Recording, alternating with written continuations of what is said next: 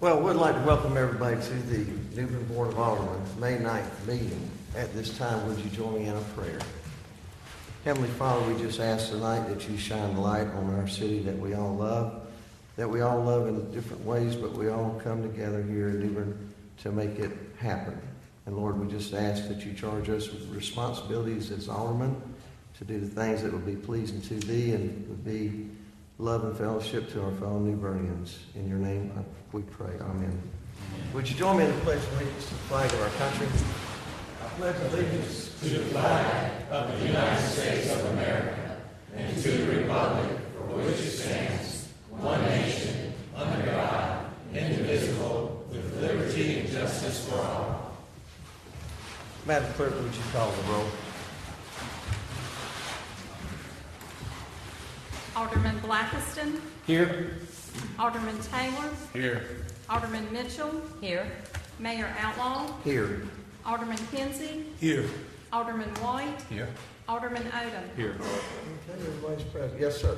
Yes, sir. Mayor Outlaw, members of the board, I'd like to make a motion that we adjust our agenda to move items 17 and 18 further up. We have folks here tonight from downtown, Farmers Market Board, and I believe Alderman Taylor also has an item he'd like to address as well. And do you yield his to your motion? Is that you're going to incorporate it in your motion? Incorporate into that. Yes, sir. Go ahead. Second. Second. And what was Alderman Taylor? You're going My to motion is I have a issue that needs to be brought up early in the meeting, and so we can make a decision on that and continue on with the agenda. And that is part of your motion? Yes, sir. We have a motion and a second. Does everybody understand the motion? All in favor of the motion say aye. Aye. All opposed, the same. At this time, sir. Okay. Yes, thank you, Mayor. Well, I'd like to talk about it this time. It's only going to take about 1 minute, but I like the support of the board, and I like for the people that's here as well as the people at home understand what I'm about to say. Last month, I brought up a recommendation to change a sign, a misleading sign, and that's why I wanted to change it, because it's a misleading sign. I did not want to hurt or hinder or any negative impact to any community, but there's a lot of opposition to this. So what I would like to do at this time is make a motion to table the decision we made April 11th, and we can able to vet it and do more research on the issue. So at this time, I'd like to make a motion to table that response, that motion that we did. In reference to the Pembroke Road. Okay. Second. Motion by Alderman Taylor, seconded by Alderman Mitchell.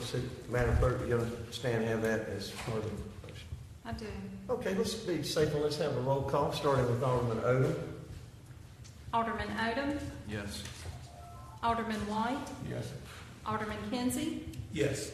Mayor Outlaw. Yes. Alderman Mitchell. Yes. Alderman Taylor. Yes. Alderman Blackiston. Yes. Motion carries. Alderman Blackson. Yes, sir. Item 17 and 18, I'd like to bring those before the board regarding the proposed lease, new lease agreement for the farmers market. And myself and Alderman Odom and I have met with the farmers market board members to discuss that lease. And I think Mr. Stevens, can you want to elaborate on it at this time? Sure. The city had entered into a lease agreement on the 9th of October 2012 with the New Bern, Craven County Area Farmers Market Incorporated for the property that's located at 421 South Front Street. That lease was for an initial term of 3 years with the option for 2 one-year renewals. Most recently, the lease was renewed in 2016 and it will expire this year. After discussions, as Alderman Blackson mentioned, with members of the farmers market, there's a new lease that's proposed before you tonight for a period of 5 years that will begin July 1st, 2017 and terminate on the 30th of June, 2022. Prior lease provided for rent at a rate of $1 per year. The new rate, new lease, and the rent rate that's established within is $500 per month. The farmer's market is responsible for any repair and maintenance on the structure and is required to provide the hazard, wind, and hail and public liability insurance associated. These terms were basically approved by the farmers market during their discussions and in agreement with Alderman Blackson and Alderman Odom during their discussions with them as well, and that's the reason hence it's before you tonight. So. Okay, does the board have, yes, sir. Additionally, agenda item number 18 pertains to, can we do those together in one motion, Mr. Davis? Yes. As long as it's unanimous. Provides for a license easement. Sure. If and just to kind of detail that, the New Bern Craven County area farmers market is situated such that it provides accessibility to an adjacent piece of property that's located at 415 South Front Street and 417 South Front Street. The license agreement that's associated with this property provides access through the farmers market lot to these two properties, 415 South Front and 417 South Front, and allows the access to their dumpster that's in the rear of the property. So essentially, what we want to do is have both of these lease agreements and this lease agreement with the farmers market and the license agreement with 415 South Front Street LLC to coincide on the same terms and terminate at the same time. That way we will be able to keep up with them a lot easier and maintain these agreements and licenses. And Mayor, if I may, I'd like to offer Mr. Joe Hunt the opportunity to come up and just speak, if he'd like to, regarding the Farmers Market Board position on this new lease arrangement.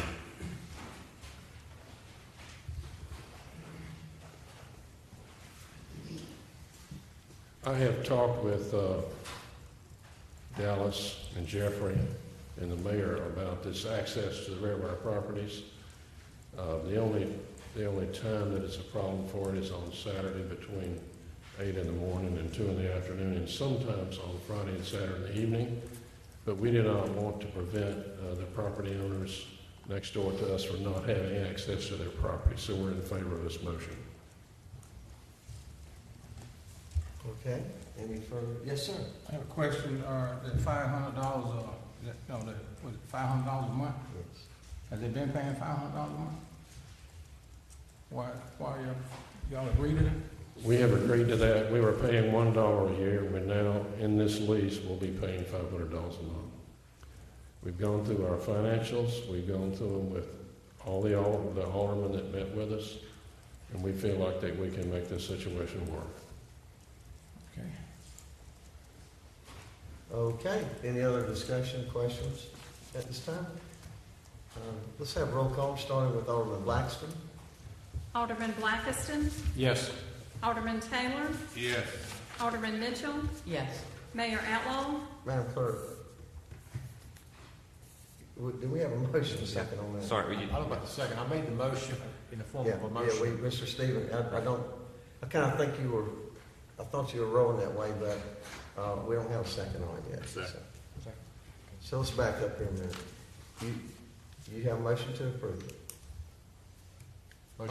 Motion to approve the lease Yes. as outlined by Mr. And Stevens. you have a second from Alderman Taylor. and the license if you're doing it And- together. Yeah. And to include the license agreement for 415 South Front Street.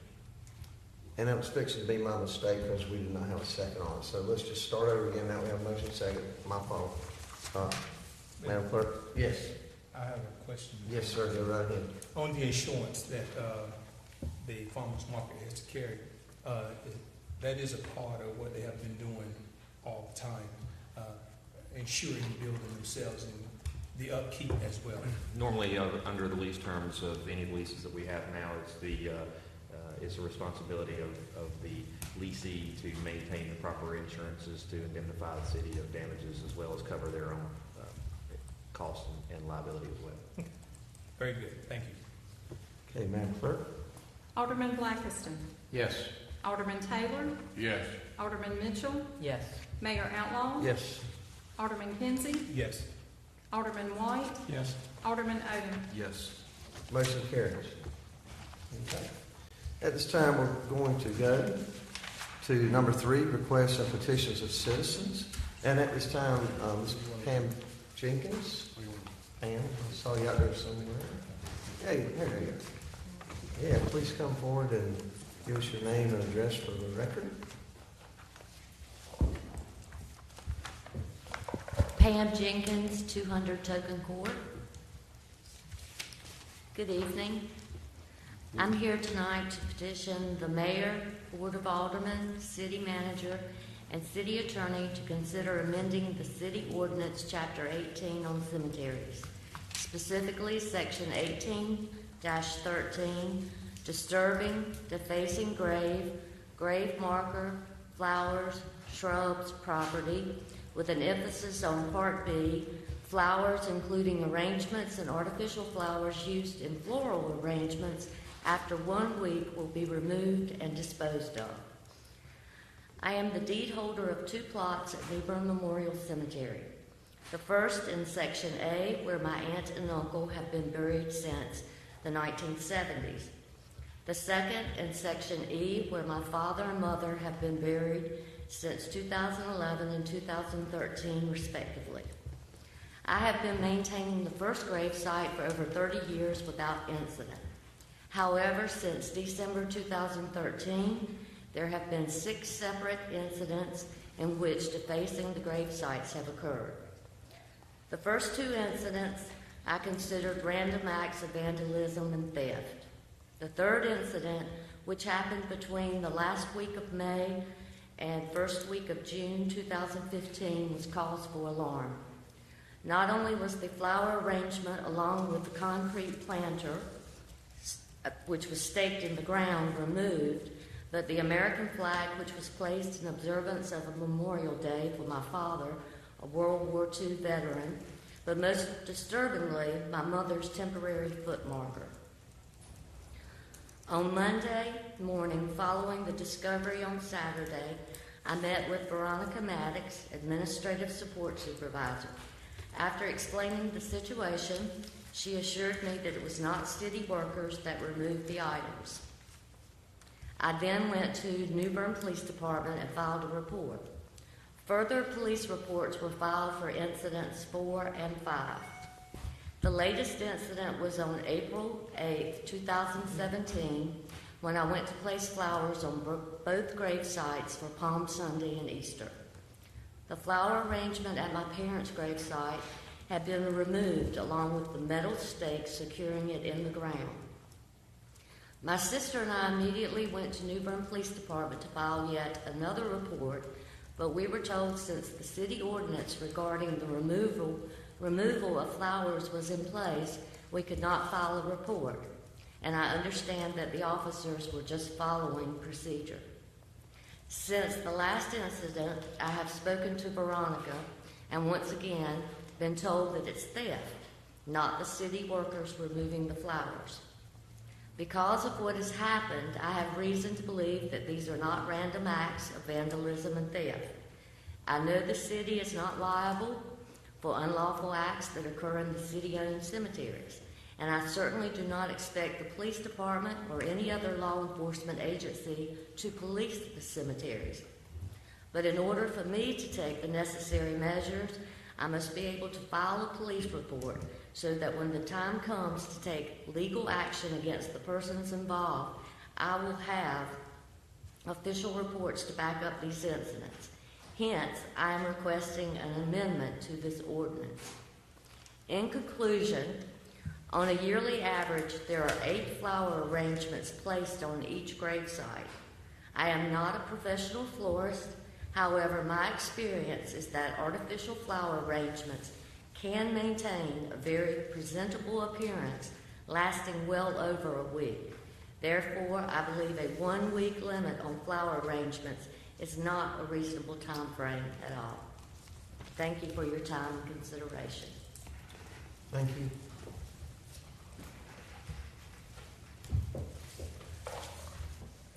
Our next speaker is Mr. Peggy Broadway.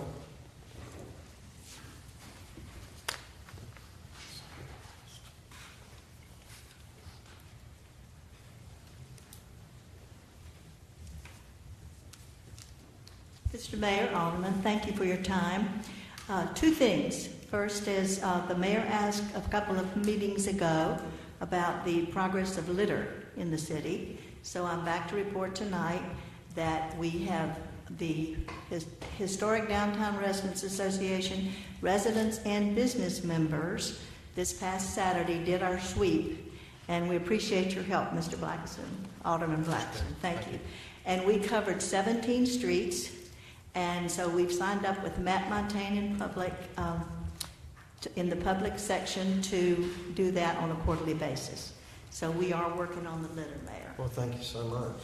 Secondly, I'd like to respectfully request that the aldermen consider withholding any final decisions on the parking lot across from next to the old Fireman's Museum and across from First Presbyterian. You may not be aware of it, but that parking lot is quite dear to those of us who live downtown. We do use it when we have a flood. We do use it when you go to the Academy building or when you have something in the theater down the street. It's used rather frequently. So I wish you would withhold any idea on that. We are working on developing a statement of what parking spaces are available, and so that there might be an alternative. So I would appreciate your considering that. Thank you. Yes, ma'am. Thank you. Okay, that's all of the petitions of citizens at this time. Mayor, Yes. if I may, we have another staff member here tonight, and like to not keep him for the entire meeting. We had some questions. Alderman Mitchell and I have been working on the animal ordinance, and I'd just like to ask him some questions because we have received a lot of emails. Some of our other board members may receive some email regarding that. Just like to get some clarification from him and not keep him for the entire meeting on most of it. So, but I can ask him to come up. Is that any motion on that? All right, yeah, let's do that. Okay, let's go. Officer Brown. You know that we have been working on the animal ordinance for some time now. You and I have met with other members of the police department and city attorney in the past. Recently, because of some of the news that's been reported in the newspaper and perhaps even on TV, there's been a lot of attention brought to this. We are working to revise the ordinance. But regarding these emails and letters and contacts that I've received, and probably as well for Alderman Mitchell, don't know if some of these folks are in the city or outside the city. Obviously, we're looking for cooperation at the county level on this, but wanted to get your input in terms of you're actually out there on the street every day dealing with these issues. How do you feel we are going about addressing these problems? And do you think we have an issue with animals that are tethered, tied up, neglected, not properly sheltered and watered and fed? And I know that going back probably 2 or 3 years, you and I first met, we had a couple of instances that we were trying to address that. No, I don't. As far as the tethering, I don't get any calls with that. Right. But in terms of what you encounter on a daily basis, animals that are neglected, not properly sheltered? I really don't get any calls on that either. But do you see that? I mean, because obviously these are being noticed by people that are sending us emails, and my concern is I don't know where these people are. And we've had a couple instances where the addresses were not necessarily accurate, and we were trying to determine where these animals were. Well, I really can't answer that because I don't really get calls concerning that. Most of my calls is like cats, the cat problem here. But as far as tethered dogs, I don't get it, and really I don't pay attention to that because I'm just trying to get to the call that I'm going to. Okay. Any questions? I think this is a sticky issue right now because people can't report something illegal is going on if it is not illegal that is going on. I know you and I had met at one house where there were reports from a neighbor for a dog being in the backyard without food, shelter, water. Now, water was back there, no food and shelter, but when I spoke to that owner, they said they kept the dog in the house. Right. Well, I've since gotten 3 emails from another property owner, I know, saying that the dog is still out there and barking and it's a nuisance. So I suspect what's happening is somebody drives up. We know nothing about it. I know you don't, sir. And someone gets the dog in, so this is, I think we need to get a little bit further with ordinance changes before we put Officer Bryan on the spot here. So, am I to understand that we don't have that much of a problem in terms of the animals that are left outdoors, winter, summer, heat, cold? Calls that I get, no, sir. Okay, do you get calls from the neighbors in a neighborhood where a dog is barking, or they observe something? Do you get calls like that, or they leave a message? Because they have to go through the dispatch center, do they not, in order to contact you? Yes, sir.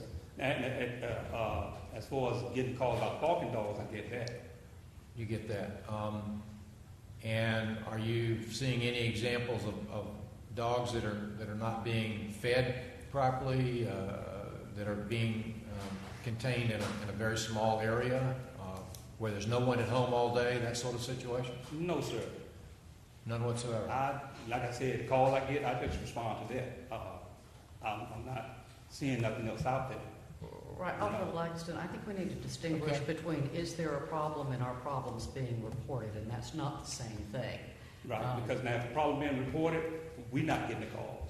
And I can't respond to someone that I don't know about. Right, exactly. And some of the calls that I have gotten have requested that I go out there and address the issue, because the neighbors specifically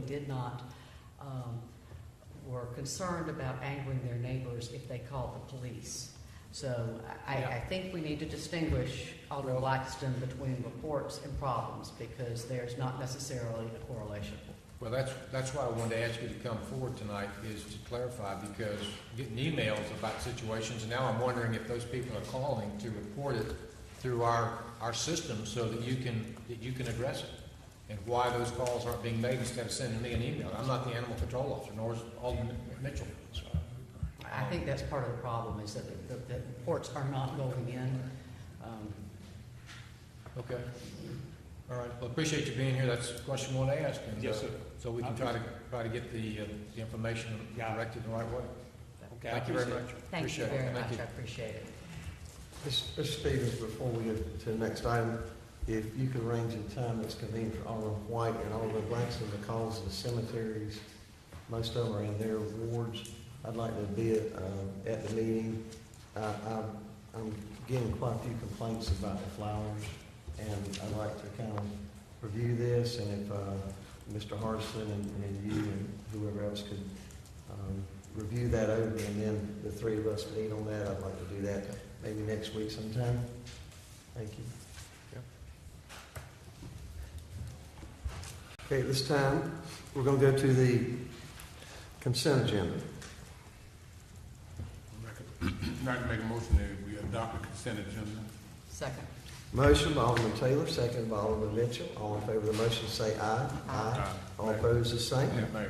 Yes. Question on that. Yes. I noticed there was some minutes from 2010 in that package. I know this has come up before with some of the newer ones on the board. Are we okay, Mr. Davis, with approving minutes where we weren't present? Yes, sir. Thank you. Okay. At this time, we're going to go to item number 5, recognition of volunteers who painted the traffic barrier and the patrol car. Chief Summers.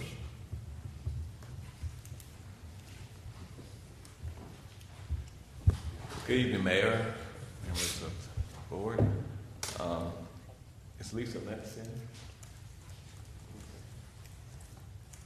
Okay, I'm not really sure. Many of the artists showed up here this evening. As those of you who attended the memorial ceremony got to meet the artist who worked on the bear. The bear's name is Officer Teddy Bear, and I'm sure everybody got to appreciate the wonderful job that they did. And I wanted to bring attention to the fact that they were willing to volunteer and come and do that. So I'm just going to ask, is any of the artists here tonight? Okay. They all came today. So they all Well, you came got today. one artist. City manager. I know the manager. Other than the city manager. And we made sure we put an extra coat of paint over the part that he painted, so we couldn't see it. I highly advise them to do that whenever I left. But again, I think our deepest gratitude It really shows the partnership that we have with the community. The fact that we priced getting that bear painted was pretty expensive. And when we approached the artists, they originally didn't think they could do it, but obviously they showed up and they did an excellent job. So I just wanted to bring that to your attention. So thank you, sir. Yes, sir. Item number 6, recognition of graduates of the Citizens Police Academy.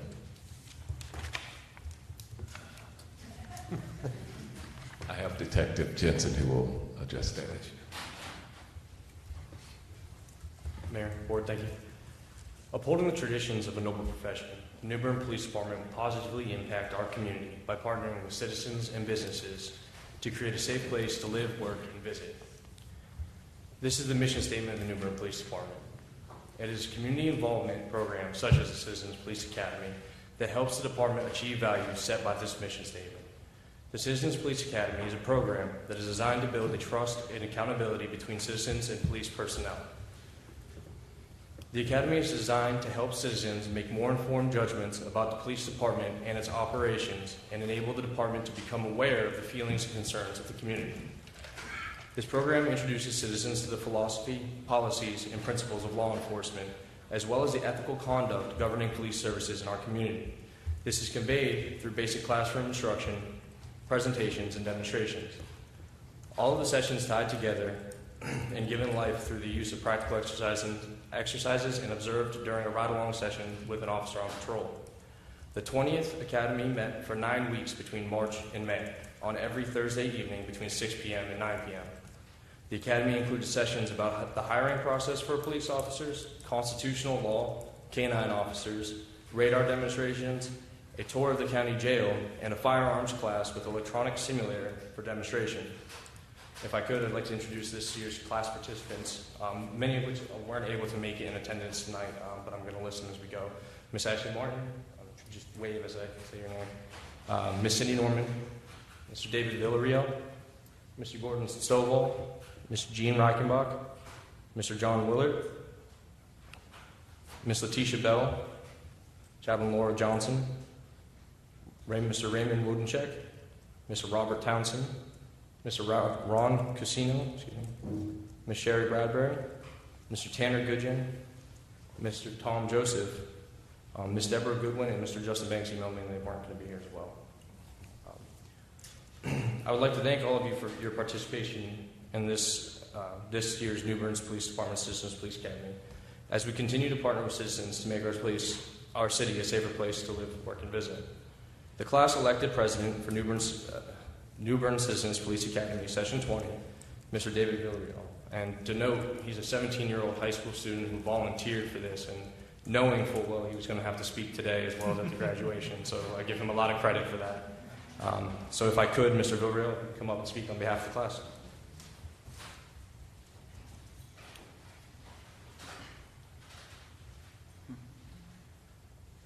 Good evening. Good evening. My name is David Villarreal, class president of the New Bern Police Department's 20th Citizens Police Academy. I'd like to thank Mayor Outlaw and the entire Board of Aldermen for having us in attendance today. It was truly an amazing experience being able to attend the New Bern Police Station each week to learn about our extraordinary community and our outstanding police force. You know, I tell my friends all about this program at school, and the question I most often ask is, what have I learned? Or what is the most important thing that I've learned? That would be the broken window effect, otherwise known as the pride of ownership. The broken window effect is the first thing Chief talked about and is the driving concept behind the way the police department functions. The broken window effect states, if you allow any one house in any area to have a broken window, an overgrown yard, and an overall poor appearance, you are saying you condone that type of environment. As the house sits untouched and dilapidated, the rest of the neighborhood follows suit, for no other reason than because the neighborhood allowed it to. If you live in a bad neighborhood, it is a pure representation of how you treat yourself, your community, and others. It is not just up to the police officers. Each and every one of us have to contribute to have a positive outcome on the community. The most valuable thing that this course has taught us is that we as people have to come together as a team, as a community, to work together. Going to the New Bern Police Station every Thursday has taught me how to make New Bern a better place. Thank you for your time. Well, we thank you, and I know that some of the aldermen might have a few comments, but I tell you, I would love for them to be interviewed and put this on the PEG channel, because I know the chief is working hard for just what you guys, what you're talking about is the neighborhood becoming a big neighborhood, and more communication. So maybe we ought to look into doing that. Alderman White. I have a question to ask, sir. I don't know, but I know, but just looking at you, that you're a young man. Chief, is he the youngest president y'all ever had? Yes, sir, he is. And probably the youngest future policeman? Yes, sir. Somewhere down the line. You look like you fit right in that law enforcement bracket. So congratulations, and hope you have a successful mission. Thank you, sir. Yes, sir. Just as the mayor spoke about a few minutes ago, we have this week from City Hall. I don't know if we ever had that police academy on that this week from City Hall.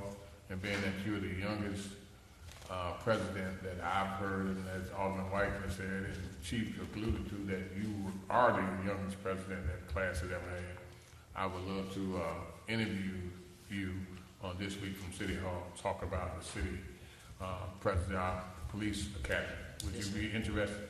Yes, sir. It's a 15-minute of talking. I'm just gonna let you talk for 15 minutes. Yes, sir. I'd love that. We ain't gonna have no cheat sheets, no cheat code. Yeah. All right, I'll get with you, I'll get with Chief, and then we'll make it happen if it's okay. Sounds great. Yes. Thank you. Could you share a little with us about what your future plans are? Well, the entire reason that I got involved with the police force is because of my preacher.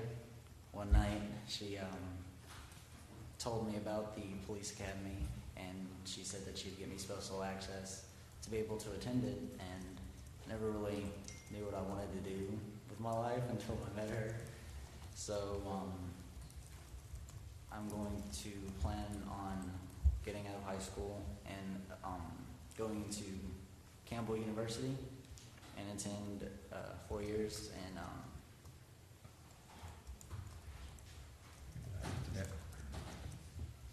it was something to do with law. Very good. I know what I'm doing. And right after I get out of that, go into the military, get military experience, and get out and be a police officer. Very good.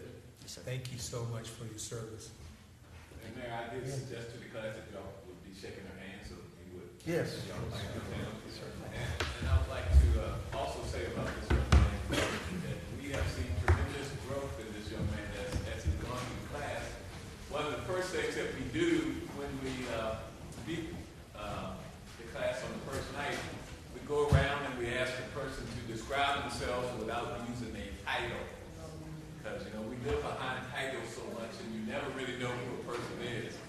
And when it got to this young man, I've never had a person describe himself like this. So we got to him, it was okay. He goes, I'm just a cool dude. Yeah. So he has remained a cool dude throughout and was elected president. And while we have just a small number of the class, I do know we have a lot of their family members here. And again, I want to thank the family members for sharing your loved ones with us. So, we'll tell them their name and say,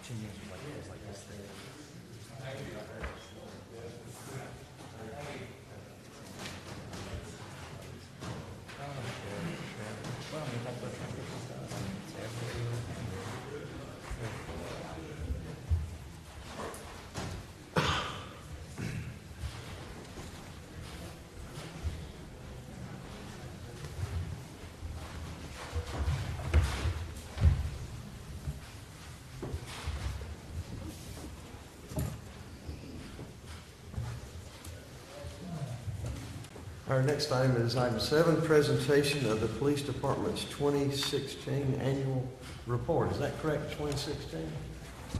Yes. Each year, it is the police provides the Board of Aldermen with its annual report. This basically is a report indicating the operations and actions that police officers had to take throughout the year, and some of the other more positive, impactful things that they have done throughout the year as well. So at this point, I'm going to turn it over to Lieutenant Alpock. He is going to review the highlights of the Police Department's 2016 annual report, which you're getting a copy of now, and we invite you to listen to the highlights from Lieutenant Alpock as well as review those. And if you have any questions, I'm sure the Chief or staff would be willing to answer any that you may have. So. Thank you, Mayor, Board of Aldermen. You have before you the 2016 annual report from the Police Department, and I'll touch on some highlights throughout this report. It's a pretty extensive report, so I'm not going to take up all your time. As it was noted earlier, the key element between the Police Department and community is building strong partnerships, long-lasting partnerships.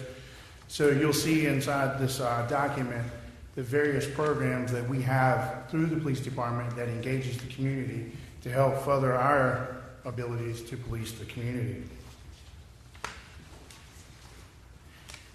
If you'll notice, calls received for the year, we did a total of 96,119 calls last year. That's a lot of calls that we're dealing with throughout the community. We did over 1,000 hours of foot patrol in our communities. The department also invested 8,000 hours in training time. And the one thing that I'd like to note here that is extremely important is our volunteer hours totaled nearly 3,000, 2,770 hours of volunteer time, which is extremely vital to our ability to do our jobs at the police department. I think it should be noted that they do a fabulous job within our department.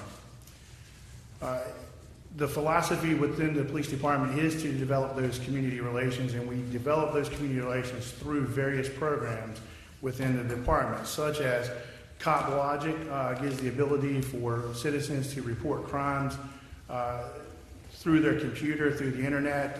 It increases the effectiveness of our department, reduces manpowers having to go out to take each individual report. Community reporting, the community crime maps, same thing.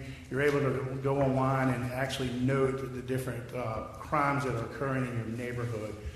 Gives you ability to see what's happening in the area in which you reside. We also employed the DDAX program, which is the data-driven approach through traffic and crime analysis.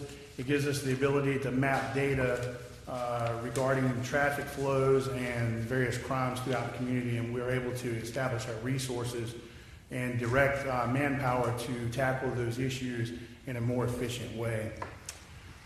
We also this year initiated the faith-based initiative. We're partnering with our faith-based community to work with them. We're going out in the communities doing foot patrols with the various pastors, the various faith-based members, where we can talk about the various crimes that are happening in their community in a very, for lack of better terms, a non-threatening environment where we can actually talk with them at their residence, at their house, and sometimes they're able to give us more information or feel more comfortable to give us information about what's happening in their community. Many of you guys attended last year the Batch Faith and Community Fun Day, which was an extremely huge event for us last year. We estimated we had over 1,000 attendants. It was free to the community. And we were only able to do this through the partnership that we developed with the faith-based community and the police department. I know that we had various activities, games, prizes, and so forth, which was really fun. We also have the New Bern Police Department Explorers Post, now partnering with the Boys and Girls Club here in the city. That will be a huge impact for our youth as well. Police, our PAC team, community, summer camp programs. Throughout the summer, we'll be having various school resource officers who come out through the summer, and we service hundreds of kids throughout the community throughout the summer. We also are very heavily invested in the youth athletic programs within the city, basketball, various programs such as that, running basketball leagues and getting the kids an opportunity to have fun, enjoyable time and engage with law enforcement throughout the community to help the kids understand that we're there for them and to help them. We did Coffee with a Cop as well. Many of you guys have attended the Coffee with a Cop program, and you know how effective that is. With us being able to talk to the citizens and them getting to know us as a person, knowing my first name is Doug and not just Officer iPod, and knowing who I am and that I have kids in this community and I live here just like everybody else. So it's a great program just to be able to put us together with the community and continue to develop those programs or those relationships. One of the things that's been very beneficial to the community is Operation Medicine Cabinet, or some is called a pill drop. So we've taken nearly 700 pounds of various medicines off the streets that may otherwise fall in the hands of drug dealers or other uses within the community. And we do have the medicine drop box at the police department. You can come up there and drop in the medicines, unused medicines that you may have accumulated around the house and various other places, such as Reeler Drug helps us out as well. Some various awards that we've received throughout the year for various staff members and former police officers for the city of Newbern. Justin Wester, who received the Law Enforcement Congressional Badge of Bravery. We had that event here in the City Hall, and it was a very good event. Grants, we received grants from Fair Health Subs, helped us purchase a new canine, which again has been very beneficial on the street.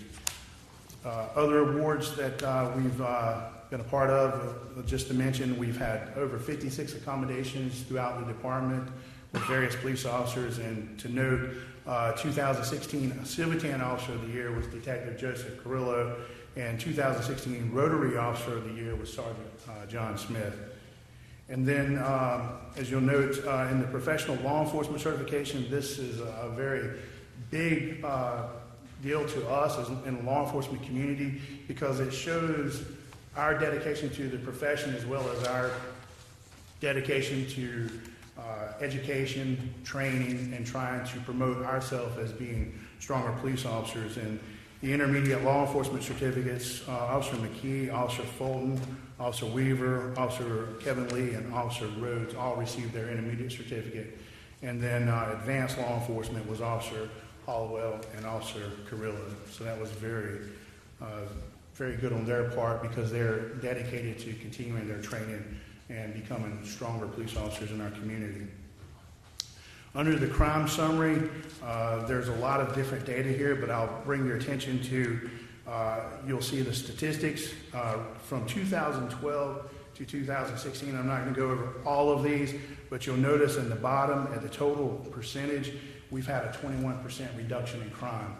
And the reason we were able to accomplish that is because the citizens have come to us and have become partners with us, and by that partnership, they're calling and reporting various crimes throughout the community, which are giving us more information to be able to go out and solve these crimes.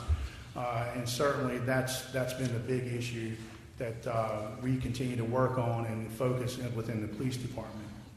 So outside of that, there's various other information in here that you can certainly look at, and if you have any questions, I'll be glad to try and answer those for you. We'll have questions. I noticed it seems like your calls were up about 5%. Do you have any?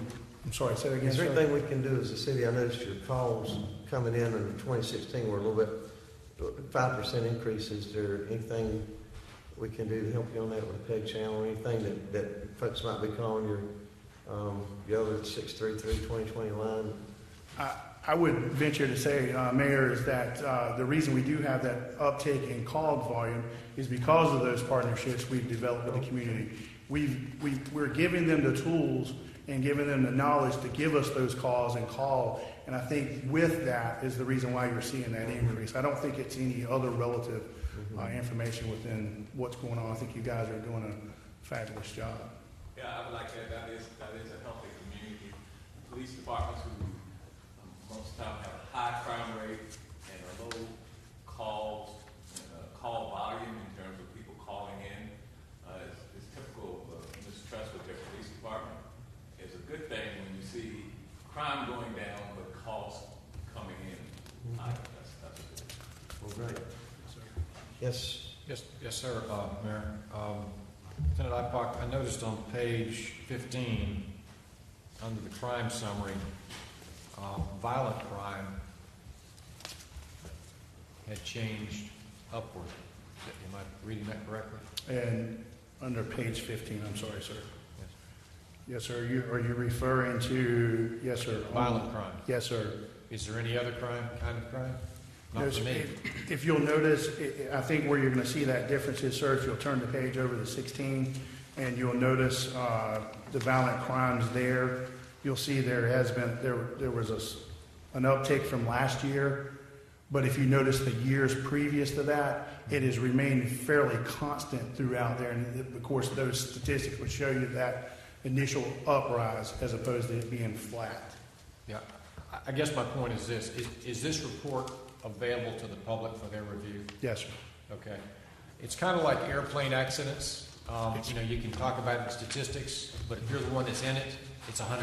Absolutely. And so my concern, and I consider my highest obligation, and I've said this to the public in many instances, is their personal safety and security. When I see those numbers changing like that, to me, it's not the same as a parking ticket. It's not the same as a speeding ticket. I understand that. Yes, but I think everything that we do eventually affects the bottom line, which is public safety and security as a result of the violent crime occurrence. I realize we're a small community.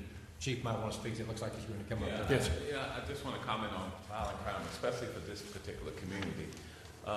It tends to be more acquaintance-type crimes that happen behind closed doors, domestic-type crimes, but they're still violent crimes. They're still violent crimes, sure. But it's not the type of crime where a stranger would walk up and rob or rape or murder someone. They're typical crimes that you would have in a community where probably there's a little lack of problem-solving skills. Personal awareness? Yes, personal awareness and things of that nature. So you're going to always have some violent crime because there are nights that husband and wives don't get along. There's nights that buddies drink and they hit each over the head. But as far as the safety of the community, I think it's extremely high when you really drill down into our violent crimes in this community. And I understand that point, Chief. I guess what I'm sensing is that we have a problem, not just in our community, but there's an issue out there nationwide where you have relationships that have gone south and it results in a violent, explosive situation. And that's just personal awareness. So I appreciate it. Thank you, sir. Anybody else? Yeah, I have a question, Mr. Ipox. The email I think I received about a month ago, last month, instead of dialing the whole phone number, I can just dial 2020. Did I get that wrong? That would be inter-office. Anybody within the city confines could pick up the number and call 2020. That's an in-house call that you could call and get in touch with the comm center. If you're calling from outside, it's still 633-2020. Okay, I just want to get that verified. Yes, sir. Yes, sir. And I had one question on your statistics. I know a number of times domestic crimes, someone will report the crime but then drop the charges later. Do the statistics reflect the actual instance when it happened, or when the charges are dropped by someone, are those included in there or out of there? No, sir. No, ma'am, I'm sorry. The crime statistics are what's reported to us. It doesn't go to the point of adjudication. Okay, thank you. That was my question. Yes, ma'am. I'd like to add to that, too. What it reflects is what we investigated, and there are some stats in here where we weren't able to prove that it didn't actually happen or that it was a false report, but the evidence leans that way. The district attorney wanted us to continue to investigate it, so there could be some, for example, rapes, robberies, and things where maybe the evidence does not point to the fact that that's really what happened, but until we can totally disprove it, that's the way we list it. Thank you. Anybody else have a question? Lieutenant, I'd like to thank you for the report. Thank you, sir. This is very useful. Thank you. Thank you. At this time, we're going to go to item number 8, conduct a public hearing and consider adopting an ordinance amending articles. Mr. Stevens. Thank you, Mayor, members of the board. As you may recall, public hearings were called for at the April 25th board meeting for proposed changes to the land use ordinance. These changes include changes in Articles 2, 4, 6, and 12 of the Land Use Code for multiple reasons. And Morgan Jethro is here tonight. She is going to detail some of those reasons and summarize those. And then if it's the board's choosing, we'll have the public hearing and consider adopting the ordinance approving those changes. So I'll turn it over to Ms. Jethro. Okay. Good evening, everyone. Good evening, Mayor, Aldermen, and City staff. This evening, I just have some very simple Unicode edits for you all to consider approving. The first one is the addition of ACM to the US 17 Martin Luther King Jr. Corridor overlay as a sheathing material and adding its definition as well. The others are small housekeeping measures to ensure that the Unicode is accurate. All of these were approved unanimously by the Planning and Zoning Board at their last meeting. And I have nothing further for you this evening unless you have any questions. Board, any questions? I have one question while I'm thumbing. I saw it in here a while back. I just want to make sure that part of what this is about is possibly at the time the original corridor ordinances were implemented, if this product had been out, it might have been included. I noticed in there somewhere that it refers to the definition as being a 2-ply. Yes, sir. Beg your pardon? It is generally it's a foam core that has aluminum on both sides, and that is what ACM is. Well, my question was this: in order that we're not back up here holding somebody up for 2 or 3 months, that the market comes up with a 3-ply, which is the same product. I wondered if we might want to consider amending that definition to include multi-ply or something. That's just the only thing I pointed out. I found in here that concerned me again. The product might change tomorrow. The amalgam might consist for some reason from find out that the 2 composites are corrosive or something, that they come up with a 3rd or 4th ply. Does any other board members or does council or our staff have any comments on that? I mean, this obviously suffices for our concerns at this time. That is certainly something we can research and get back with you. But it'd be so easy just to include it tonight, and I don't think it's a particularly harmful additional item. Do you know what I'm talking about? I can find it real quick, but does anybody else have a question while I'm looking for it? If I understand you correctly, Mr. Mayor, what you're suggesting is that the verbiage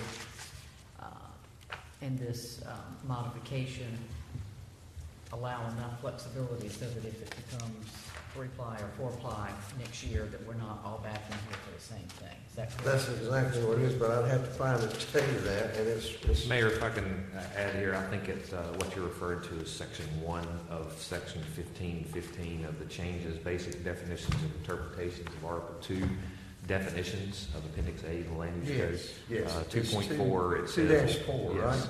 That's correct. Yes, sir. 2.4. It's a flat panel consisting of 2 thin aluminum sheets. So what you're wondering is when they come out with the next one that has 3 or 4 sheets, or it has an internal metal core and the foam or something like that that helps with sweat or whatever during moisture days.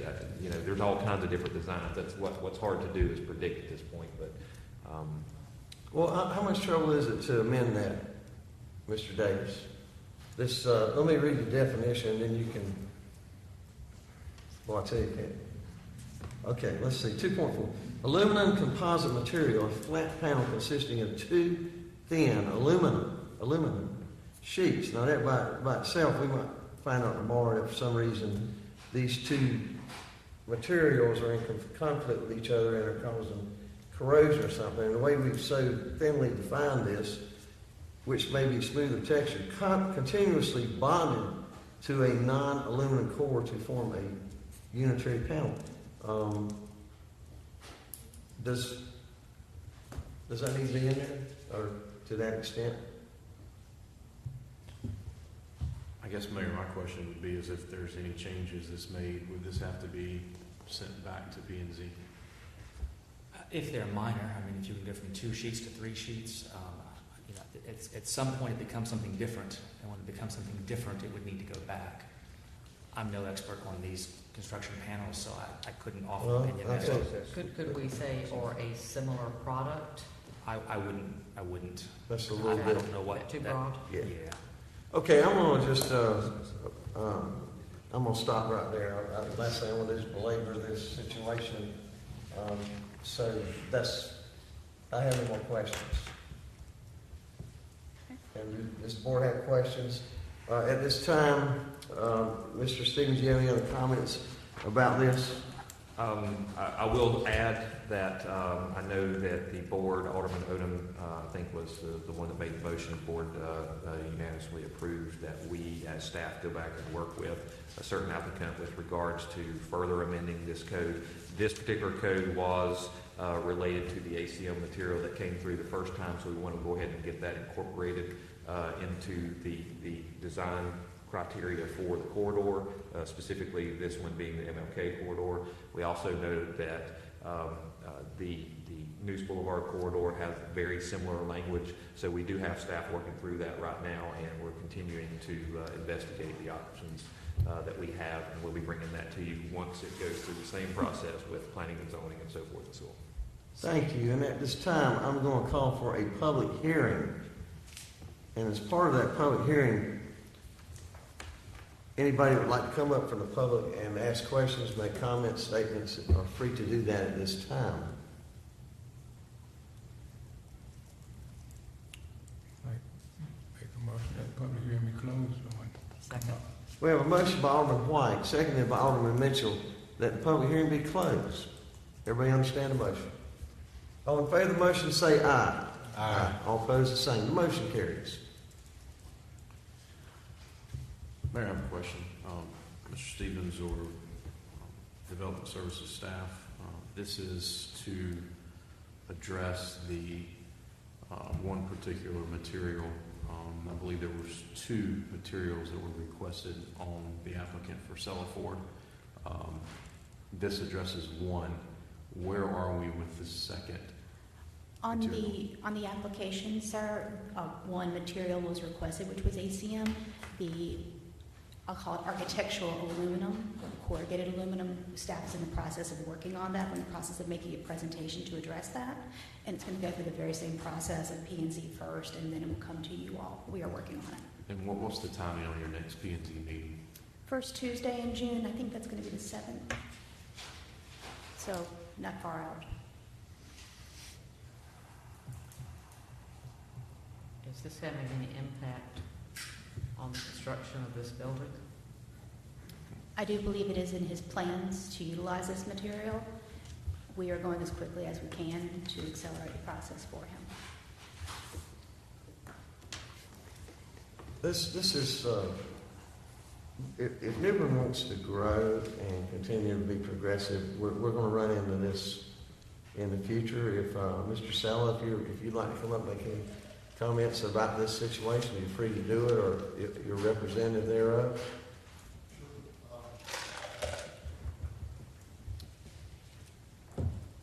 I'm not sure what specifically you want me to speak to, Mayor, but Mr. Irvin, could you help him out with that? you're talking about the second piece that we need? Correct. We have to have both approved to be able to complete the project, and to wait till June, I think Morgan said. Is it June before? It will be the June meeting. So we'd probably be late June. That's going to be bad for us as far as our timing on our project. We're already kind of up against the limit. We were kind of hoping tonight would be the final decision, but yes, we don't want to. We believe in the city being a beautiful place and the corridor being looking like it's supposed to, but this is really a pretty straightforward project that we're doing in cities. The Ford dealerships are doing in cities all around the country, in East North Carolina, and it's.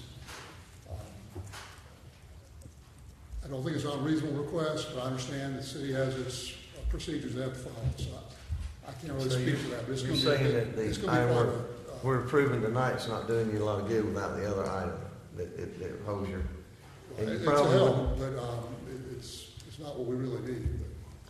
I'm extremely concerned that when the issue first came up and it was understood that there were two parts that were needed, two materials that were needed, that that city or P&Z are addressed one at a time. To me, that seems to be an unreasonable delay that impacts your place of business, and I would rather, I would like New Bern to have dealerships like Ford and Chevy and Volvo and other places like that. I would rather not be the town in eastern North Carolina that loses those, because we are slow on the approval processes for construction materials that are used all around the country. So I would like to see if there is a way to speed this up. I think it should have been done two-part the first time.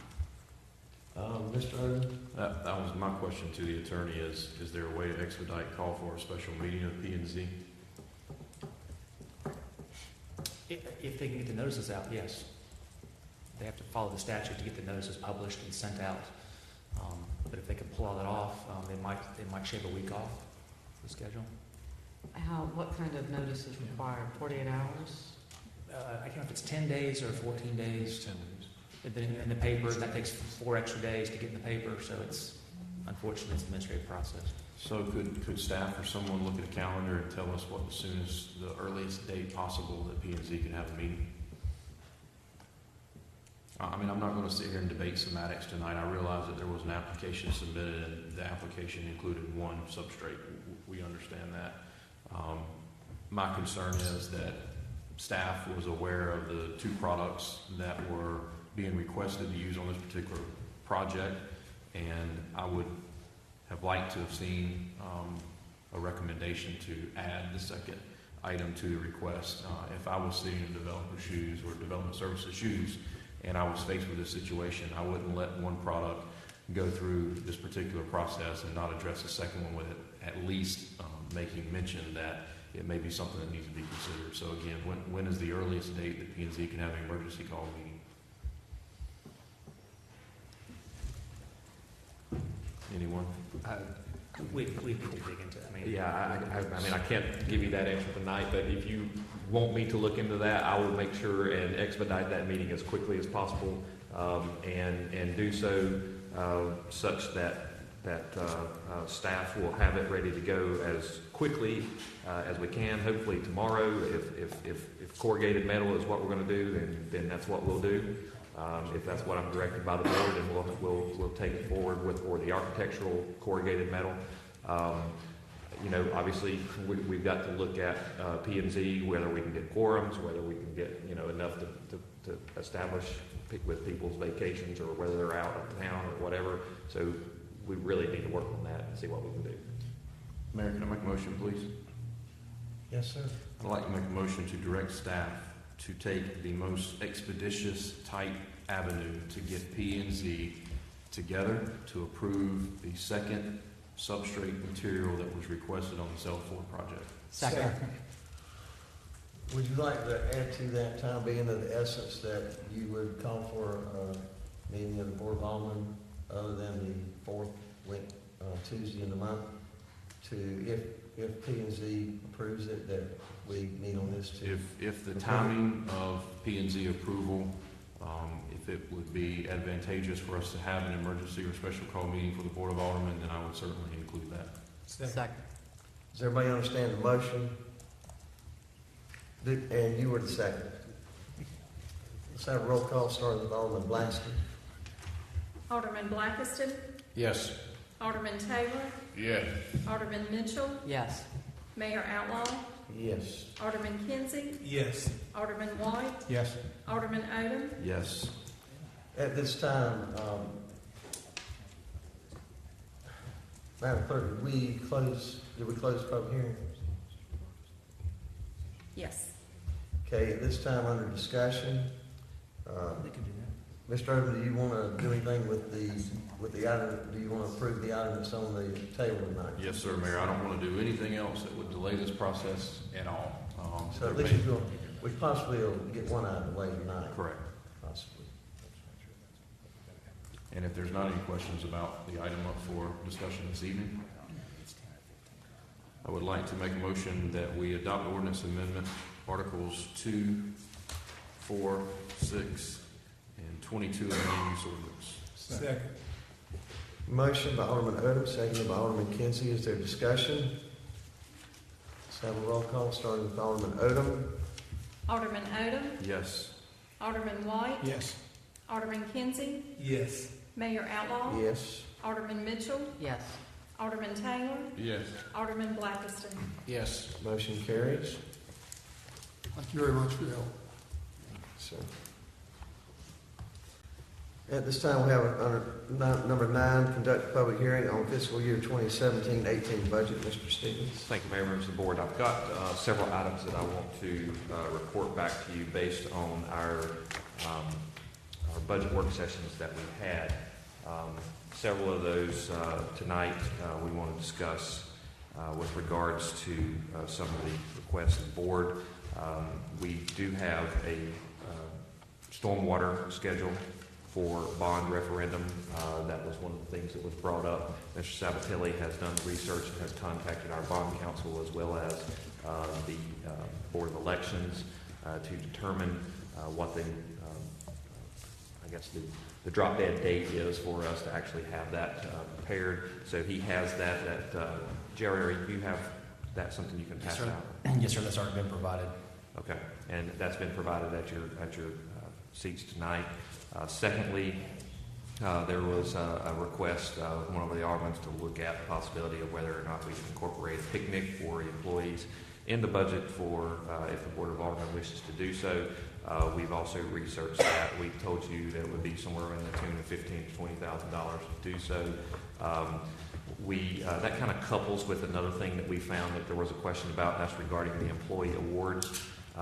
Normal annual request is $3,500 to pay for longevity and other employee rewards. We had intended to add $3,000 to that to consolidate the cost for departmental retirements functions. Based on years of service, they get a certain amount that apply towards a person's retirement party, going away party that they have. We found that would be better executed to be left in the departments the way they were, and we subsequently did not remove the $3,000. So there is $3,000 in the HR budget that is applicable that could be go towards this employee picnic, as well as we can identify other functions, because in the HR budget, based on the allocations of the department, the enterprise funds would be paying for some of that. So then you have some left over that we could actually find some money through contingency or wherever. So if the board so chooses that they wish to incorporate that, we can definitely make that happen. The police department is continuing their information gathering regarding the shooter simulator. We're not prepared to give you any answers to that. We want to give you a quick update with regards to that. There was some discussion about the possibility of a 2% electric rate reduction. We've done that research. We have that for you tonight. Ultimately, if you went to 2%, you would be passing along 2 increases, 2021 and 2022, based on the projections that we have, best case projections, as we indicated. If you stick with the 1.5, You only have to pass along one of those based on the projections that we have, so it's really a choice of the board whether or not they wish to do so. We have those projections and the rate study just like we did with the rest, the 1.5 and the no change. So if the board wishes to discuss that, we're prepared to do that. With regards to the electric department service fixed costs, when we split out the power supply fixed and variable costs for current and upcoming budget year, there was a question about what makes up the $4.4 million fixed cost, and it's comprised of 3 different things. There's $3.39 million of that. That's the defeased debt service that came from the asset sale. There's $1.02 million for the power agency charge, and then additionally there's a $66,400 charge for rent as a fixed rental charge that we have. So those are the 3 things that make up the electric service fixed costs. And prior to the asset sale, these charges were essentially built into the wholesale structure with NCEMPA. And what we did is to better understand what modification to the rate would have on our budget. We wanted to separate that line item with fixed costs versus that variable wholesale power purchase cost, so you can more clearly see what the impact is across the budget. Let's see, the last thing that I wanted to kind of hit on tonight was the Glen Burnie Road project. I kind of updated y'all with regards to potential bike lanes on there. We have made contact with DOT. They have, the local level, they have said that they are for sure going to incorporate 4-foot lanes or shoulders. However, they had concerns about marking it specifically for bike lanes. My staff and I kind of did some research, and we've also taken it to the division level, which they subsequently are going to call Raleigh and talk to them about signing it as a bike lane because they have some worry about its width. My understanding from what I've read in the ASHTO books whenever I was doing consulting design was that if it was a curved road, then you are required to have a 5-foot lane. If it's a non-curved road, which Glen Burnie is, then 4 feet is acceptable. But they need to run it through their channels to see what the DOT standards are to see whether that's applicable in this particular case or not. But they do have enough width to provide 4-foot shoulders. So essentially that would potentially become bike lanes on Glen Burnie Road, which I think would be fantastic. So I wanted to give you an update on that. That staff did follow up with that, and DOT is supposed to be getting back with us. And they're going to hold off on striping the fog lines, which is the white lines, until the point to where they know what the answer is from Raleigh. So that's kind of the updates. And if there's any questions, are there any you want to add something? Yeah, just one point of clarification for the board on the referendum calendar. It shows a September 12th referendum. The reason for that is there is a piece of legislation in the House, in the General Assembly, that would move our election to September 12th. That is not passed, but this is showing a kind of worst case timeline. If that does not pass, then we have a couple more weeks on this draft calendar that we could flex into October. But just so there's no confusion, that's why it says September 12th. It's a worst case should that bill pass in the General Assembly. And the bond referendum technically would not cost anything if it was held during the municipal election. It will cost. Oh, yeah. I mean, just bond counsel itself to get Well, the bonds I mean, put I'm together, talking about the actual- it'll cost $30,000 or $40,000 for bond counsel. I'm talking about the actual election part of it. Have you checked with the Board of Elections as far as putting adding that on something? there? I mean, I don't know, but the election portion of it, I mean, you're going to be holding elections anyway. That's so what I'm whether talking you about, have to yeah. add something to the ballot or not, I don't know that they charge you for the extra ink, but it could be. I don't know. It would be extra if it ends up spilling over into an additional ballot, but I don't know that that it would actually do that for this election. So. Ballots doesn't change, does it? I think they're going to do it. They just add it to the ballot. It's not separate. Yes, sir. Now, if it goes from like a 8.5 by 11 to a legal, then then obviously that's going to change a little bit as well. So they'd have to nickel and dime us, I guess. But that there could potentially be some. I think it would be fairly insignificant. Fairly what? I think it would be fairly insignificant in cost to add it to the ballot. Where your cost is with the bond counsel and getting all the stuff ready. Yes. You have a question? Yes, sir. So we have some idea of what the actual cost of processing the bond proposal forward is, and you say $30,000 to $40,000, Mr. Stevens. Is that? Mr. Sabatelli did the research on it. Yes, sir. That is correct. It'd be approximately $30,000 to $40,000 to go for a bond referendum. issue a bond. That would include legal costs as well. With no additional expense on the ballot side with the Board of Elections. As far as, like I said, I think it would be fairly insignificant in the grand scheme of things with 30 to 40,000 for the bond council. But that is because we are already having an election. If we were having an election just for a bond referendum, You would then it would be a yes. separate cost. Yes. At this time, I'm going to open a public hearing. Anybody in the public that would like to come forward, ask questions, make any comments, statements about the budget for the ensuing year, you're welcome to come up and address the podium.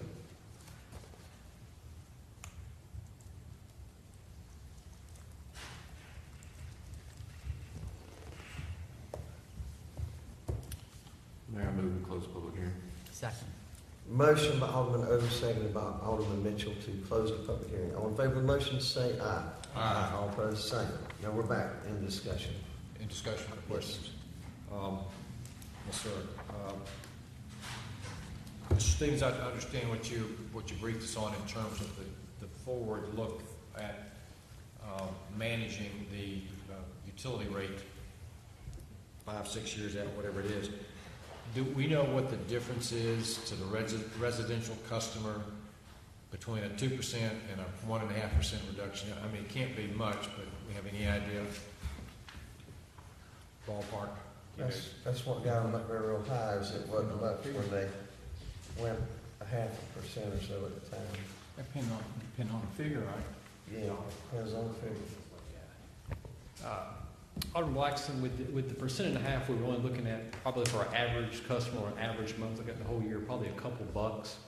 So you kind of work backwards from that. You're a couple of quarters probably is the difference a month, what you're looking at, the difference between the 1.5% and the 2%.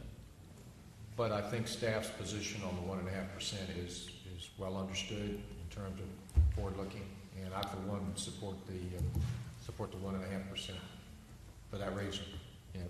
You guys have done your homework. I know. In the past 3 that we've done, I was instrumental in making those motions and counting what Mr. Stevens might have recommended. But in this case, I think it's time to go with Mr. Stevens and staff. 1.5%. To make sure that I understand, the percentages sound good, but when you actually get down to the dollar amounts, it's 25, 50 cents, maybe. Yes, ma'am. It's a small, we talk about the dollars and cents of it for the average customer every month. It's not going to be a major impact one way or the other. It's a small number. But going with the 1.5 would allow us to maintain a cushion, whereas if we go more than that, we would lose that cushion. The probability of it being sustainable is a lot higher at 1.5% than it would be at 2%. Thank you. Jordan or Mark, could you give us a summary of the last 3 years, the various rate reductions that we've had, how much they've been? Sure. So going back, and I can speak specifically in the historical perspective of when I became interim manager and manager.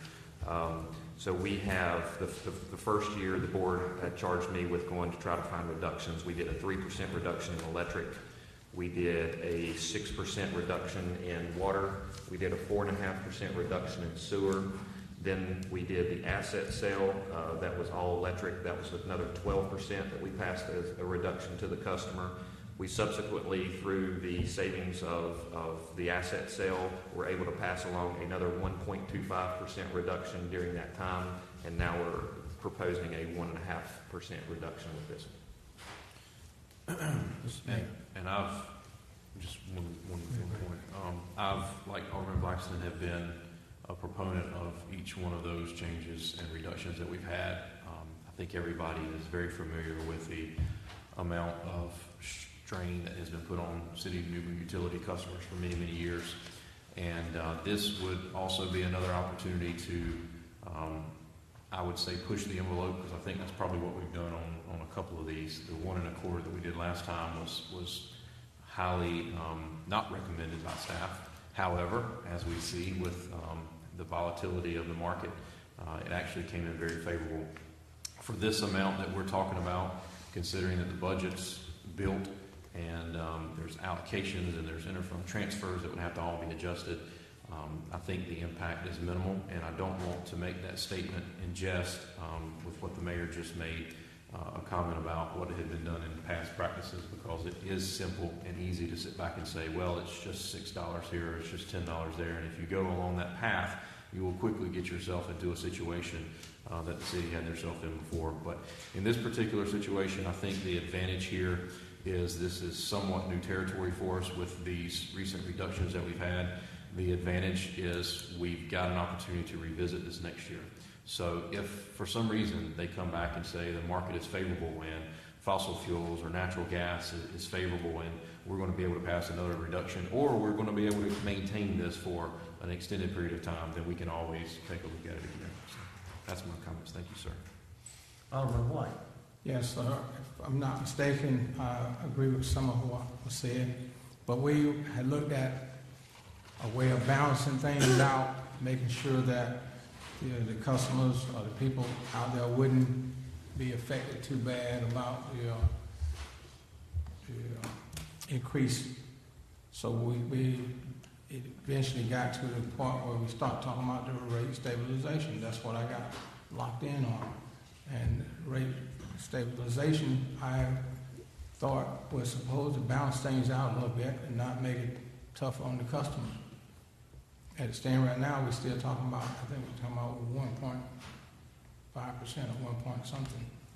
But as long as that's not an increase to the customers, or we haven't felt any pinch yet, because we've been working along with them. Okay, but if we're going to go ahead and we're going to throw this 1.5 or 1 point whatever, we're going to throw this on them. I thought the rate stabilization is supposed to be able to take and handle that up to a point, which is not much, but to balance it out. We're proposing a reduction in the rate, not an increase. I know that, but I keep. But we're still going to be reduction. maintaining. I know we're still going to be. We're still going to be putting some funds for some time into the rate stabilization fund. Actually, we will be putting some funds based on what this projection model shows. With passing along the 1.5%, we'll be able to put some funds into the rate stabilization, such that in 2021 that fund starts to hit a crest point to where it starts to go back down, and then that will be able to absorb one of the proposed increases in 2021, 22. So that's the part I was talking about, for whenever things do change, that we have enough funds there to resolve what's coming up. So as long as not anything increasing the customer, I'm for it. Okay, further discussion? Any other items in the budget that you want to discuss at this time? Yes, sir. Mr. Stevens, you mentioned about the bike lanes. I don't think it relates directly to the budget, but you just mentioned that. I have a question on the bike lane situation on Glen Burnie. As proposed, or we think it's configured to allow bikes to go down Glen Burnie towards Oaks Road. Is that kind of a road to nowhere for those bicyclists? Because they can't, at this time, get on Oaks Road. There's not enough width. Well, they can. A bicycle is considered to be a vehicle in the grand scheme of things. They are required to comply with all vehicular laws, stop signs, stop lights, whatever it may be. So it would be a matter of merging them onto whatever path. If you're getting off of Glen Burnie, if you're leaving Glen Burnie and going on to Oaks Road, ultimately they would just merge with the traffic at that point.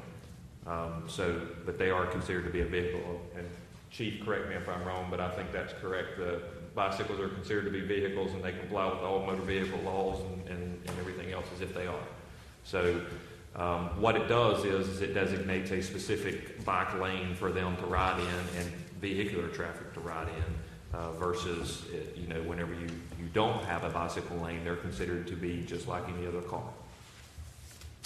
Okay. I appreciate that clarification. My point on this is it possible that they have a destination that they might want to bicycle to, such as Glen Burnie Park, would it be feasible for us to consider a one-sided bike lane on one side of Oaks Road up to Glen Burnie that would then get them off the traffic? I understand the bicyclists can get out there, and we all see them.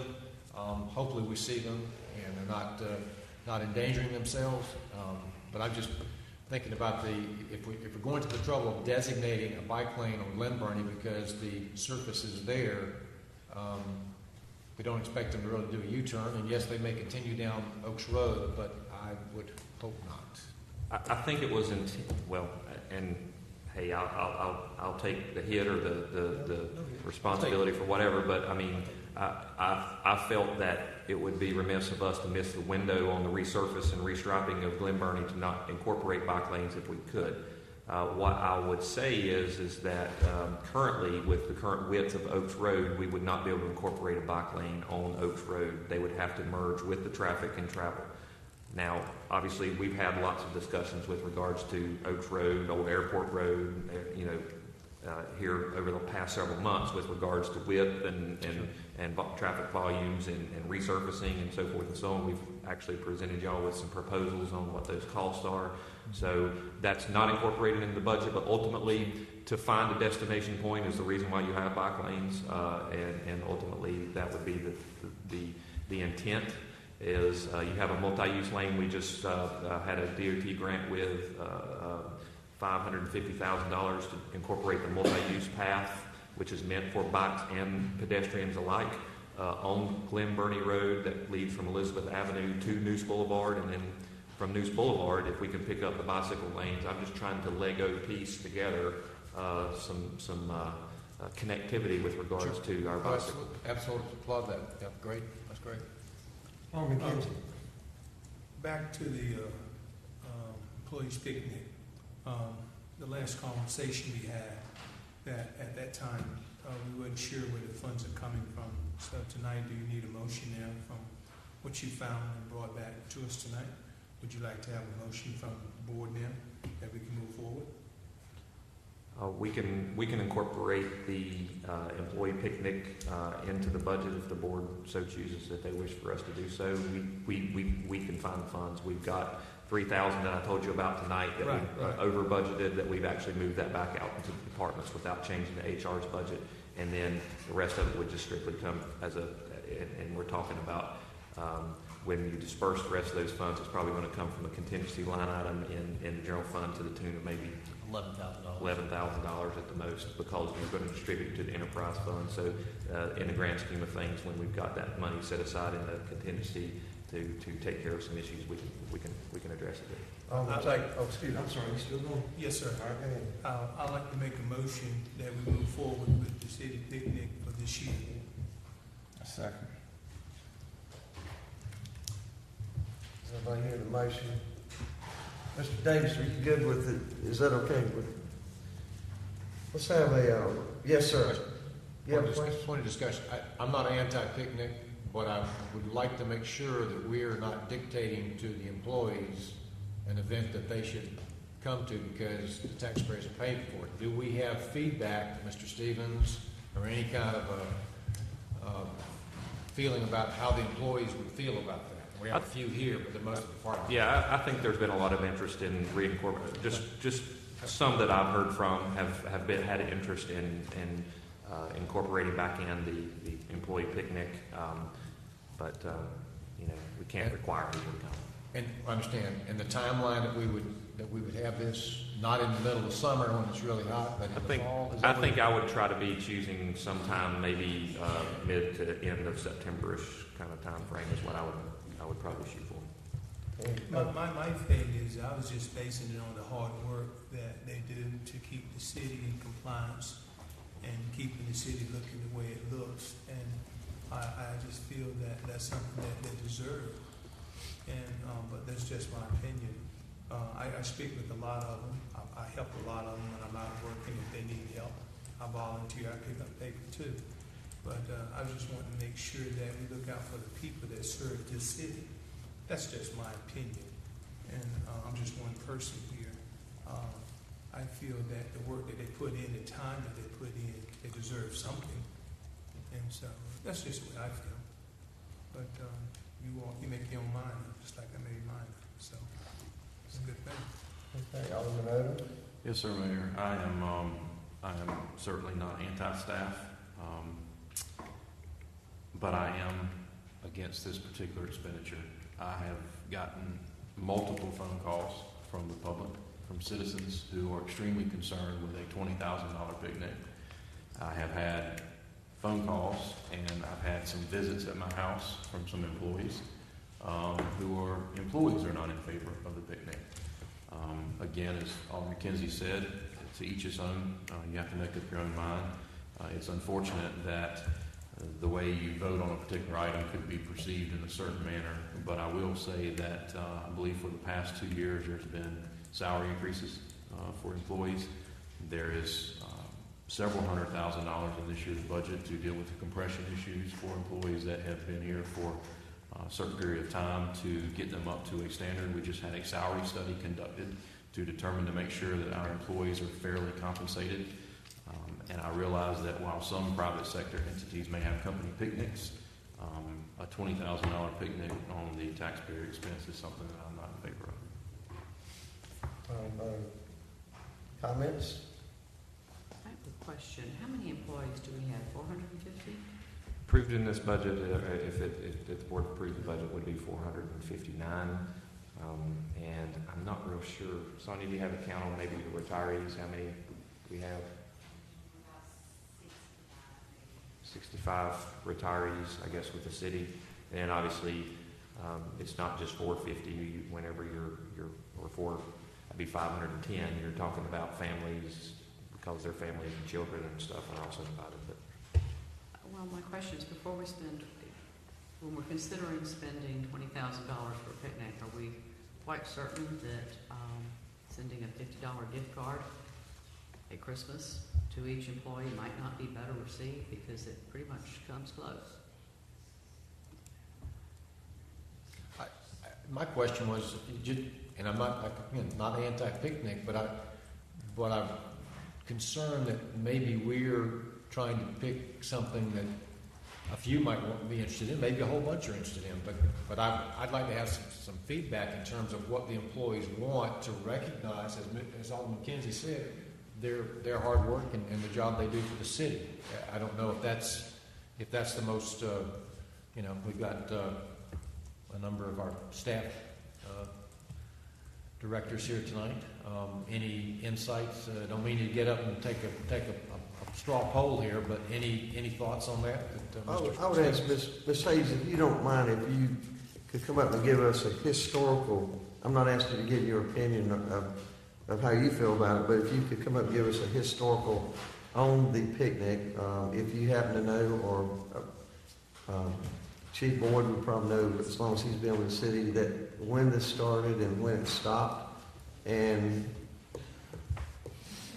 I'm just asking for some information. I'm not asking you to have to express an opinion on it. The picnic predates me. Chief Boyd, do you remember how far back the picnic goes? Okay. And the last one we had would have been around 2008. They were started out at Glen Burnie, or they wound up at West Niven Rec. Right. We used the grounds of West Niven Recreation Center a couple of years. We used the front lawn. After that, we used the back.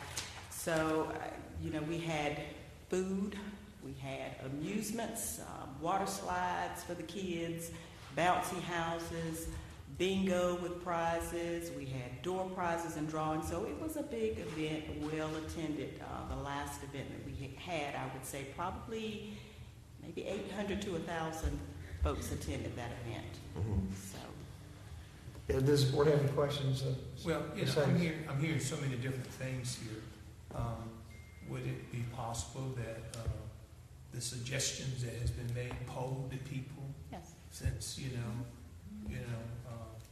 we're hearing so many saying they want it, so many saying that they don't want it. So I think that polling them would determine the yes and no's. As I recall, when the picnic stopped, it was not because of unfavorable concerns of staff, of employees. I think it was definitely financial restraints on the city at the time, along with other means that we had to take to balance our budget and stay within our fund balance requirements.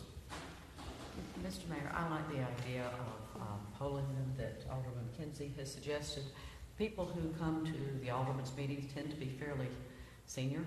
I'd like to hear what the junior staff and more junior employees who have been with the city a shorter amount of time perhaps, or who are less senior in grade, think and feel about it, because those typically are not represented here at the Board of Aldermen, and I think we should hear from them. Okay. Well, thank you for your information. What I want to say about picnics is I didn't want to really talk about the dollar amount. I just want to talk about the appreciation of, particularly this year, as inflation and things are starting to rise, for the city manager and all the employees of the city of New Bern to hold the line and help create and maintain and sustain a pretty professional level of service to the community. And again, I wasn't about $15,000 or $20,000. I was about, if we got 50 pigs donated and we got 10 volunteer fire departments come out and help cook them, being able to show that appreciation to the employees. So it really wasn't a dollar amount. If the money could be properly raised, if the Board of Aldermen physically themselves, along with other volunteers, want to get out and create a picnic type atmosphere. I find it hard to believe that there would be that many employees against a picnic, but then again, I respect all Alderman's comments and what they're getting back from their constituents. So, Mr. Kinsey, would you be interested in us just doing some research on this a little further? I think, Mr. Stevens, without this being in the budget, the numbers can be worked. If at 30 days from now, 60 days from now, we might very well find a volunteer group that wants to help do this, maybe 2 or 3 civic groups. Or Mr. Kinsey, you still have your motion and you have a second to that. Well, I agree with Alderman Mitchell. Let's go ahead and poll them, find out what they like to do, you know?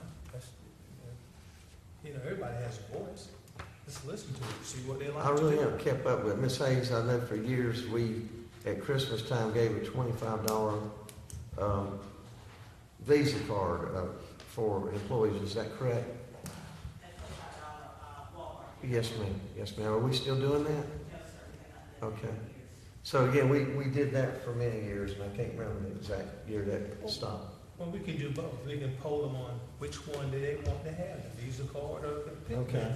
So we cover the whole thing, We don't. Yes. Would you like? I'm not asking you to do it, but would you like to withdraw the motion? Well, I guess I'll ask you to do it. Would you like to withdraw the motion? Let's do a little further research on this. No, sir. Do you want to have a vote on it? Well, we're going to do the polling. Okay. That's the poll. So let's. We do have a motion and a second on this at this time, do we not, Madam Clerk? We do. So would the second and the motion you want to withdraw, and let's do some more research on this? Or table it? Table it. You can't table something that's not been approved. So the procedure would be to either bring it to vote or the motion and the second. Could amend it. Could amend it, withdraw it. You can just withdraw your motion. Mr. Davis fully explained that so that we can go ahead with this. 3 options: either move forward with the vote with the motion that was made. The movement can amend their motion and seek a second, or third, the movement can withdraw their motion. Those are your 3 options. Just move forward with it, man. Move forward with the vote? Yeah, everybody has their own vote. Okay, so would you read the motion again, Madam Clerk? Yes, the motion was to move forward with the city picnic this year, and then Mr. Stevens verified the time frame, what this year meant. September. Mid to end September. And the monetary part of that was? The motion didn't include a monetary amount. But $20,000. The discussion was $3,000 and then $11,000. I think ultimately it comes down to a cost, Mayor.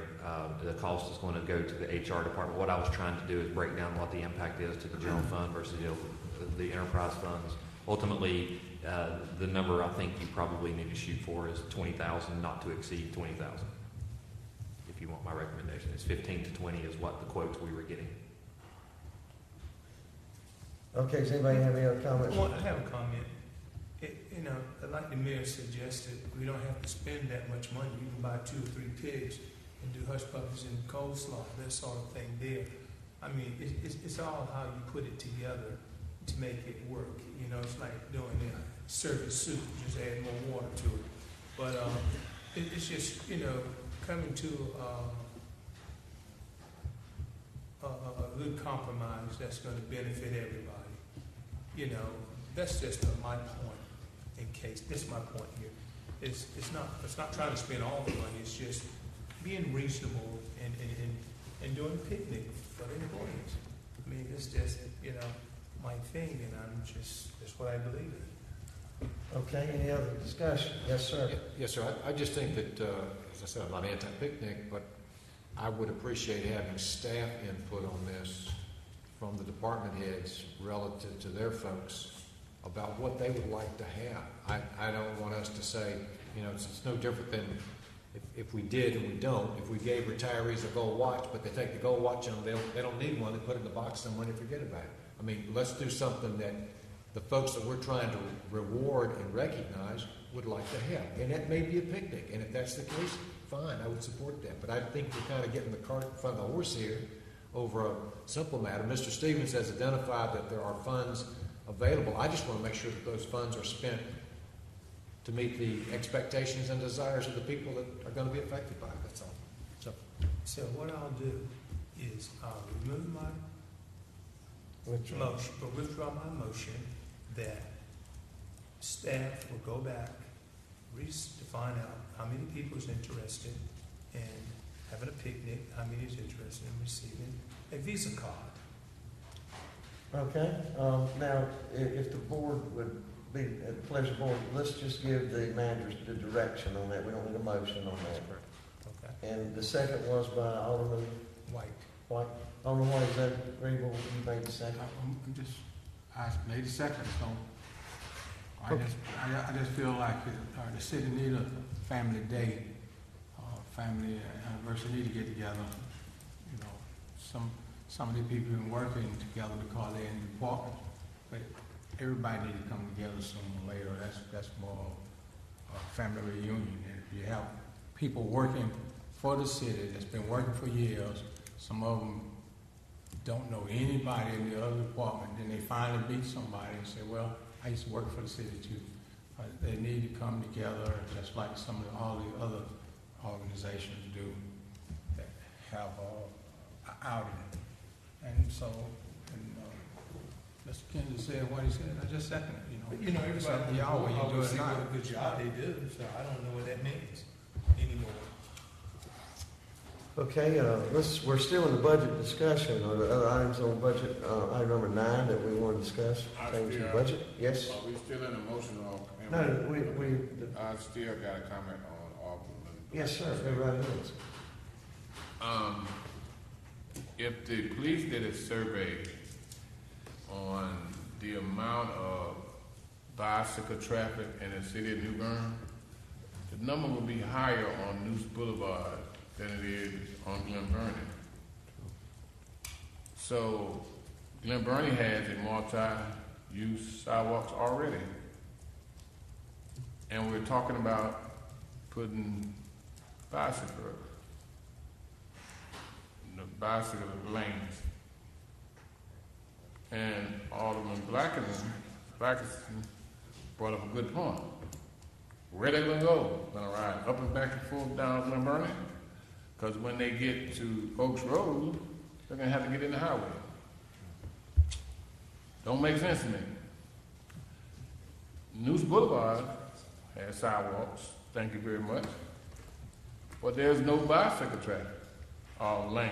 If they ride a bicycle on the sidewalk, they're illegal. If they ride in the street, it's unsafe. But there's no talk about bicycle lane on News Boulevard, where I can guesstimate is 60 to 70% more pedestrian bicycle traffic on that road than it is on Glen Burnie. But we're talking about Glen Burnie, and you're not talking about other parts of the city. I find that's not fair. So that was my 2 cents about the bicycle. Not saying they don't need it, but you put multi-use sidewalks on both sides of Glen Burnie, and you put regular sidewalks on the main traffic area. Doesn't pass to make sense to me. Alderman Taylor, the Glen Burnie is state maintained, and I think that Mr. Stevens, in talking with them, found that there was more asphalt pavement there than any of us probably knew. I drove that today just to take a look at it, and this is really costing the city anything to do Glen Burnie now at some future date. I talked this week with Mr. Flight at Flight Bike Shop because there is a master plan for pedestrian and bicycles for the New Bern area, and any gain is a gain. It might not be timely. There might be other areas that need sooner than Glen Burnie, but because it's there and it's a state deal and it's not the city.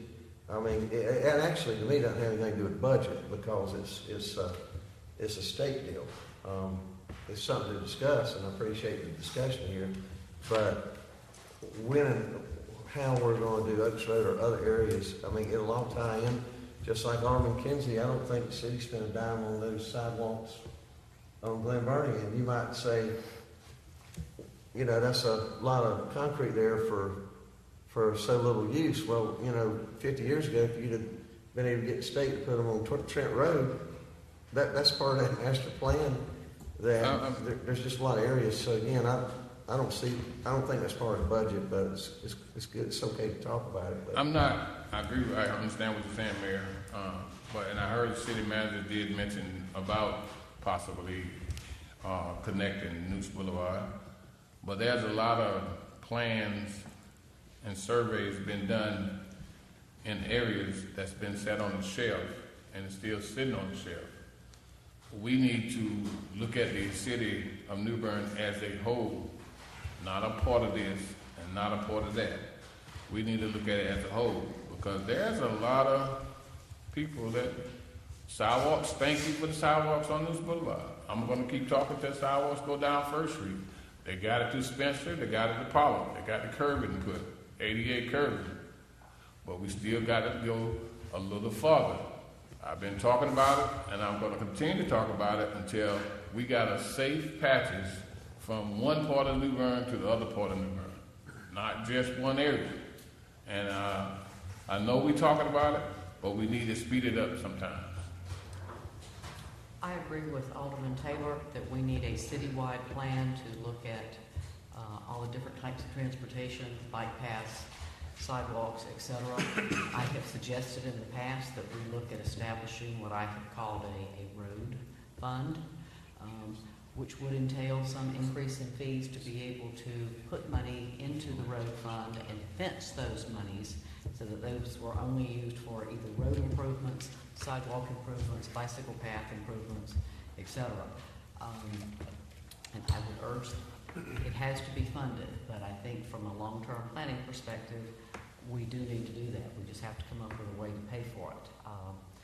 I would urge the board to consider establishing a local transportation fund where those monies are fenced and look at a way to consider raising the revenues for that. The money has to come from somewhere, but we do need it. Mr. Stevens, would you, if Mr. Taylor, Alderman Taylor and Alderman Mitchell would agree to do it with me, would you arrange a meeting with Mr. Flythe, and if you'll call Mr. Flythe, he can tell you the different bike organizations here in New Bern, and let's get them down to City Hall and let's talk and get an update on the vision where the city wants to go with this.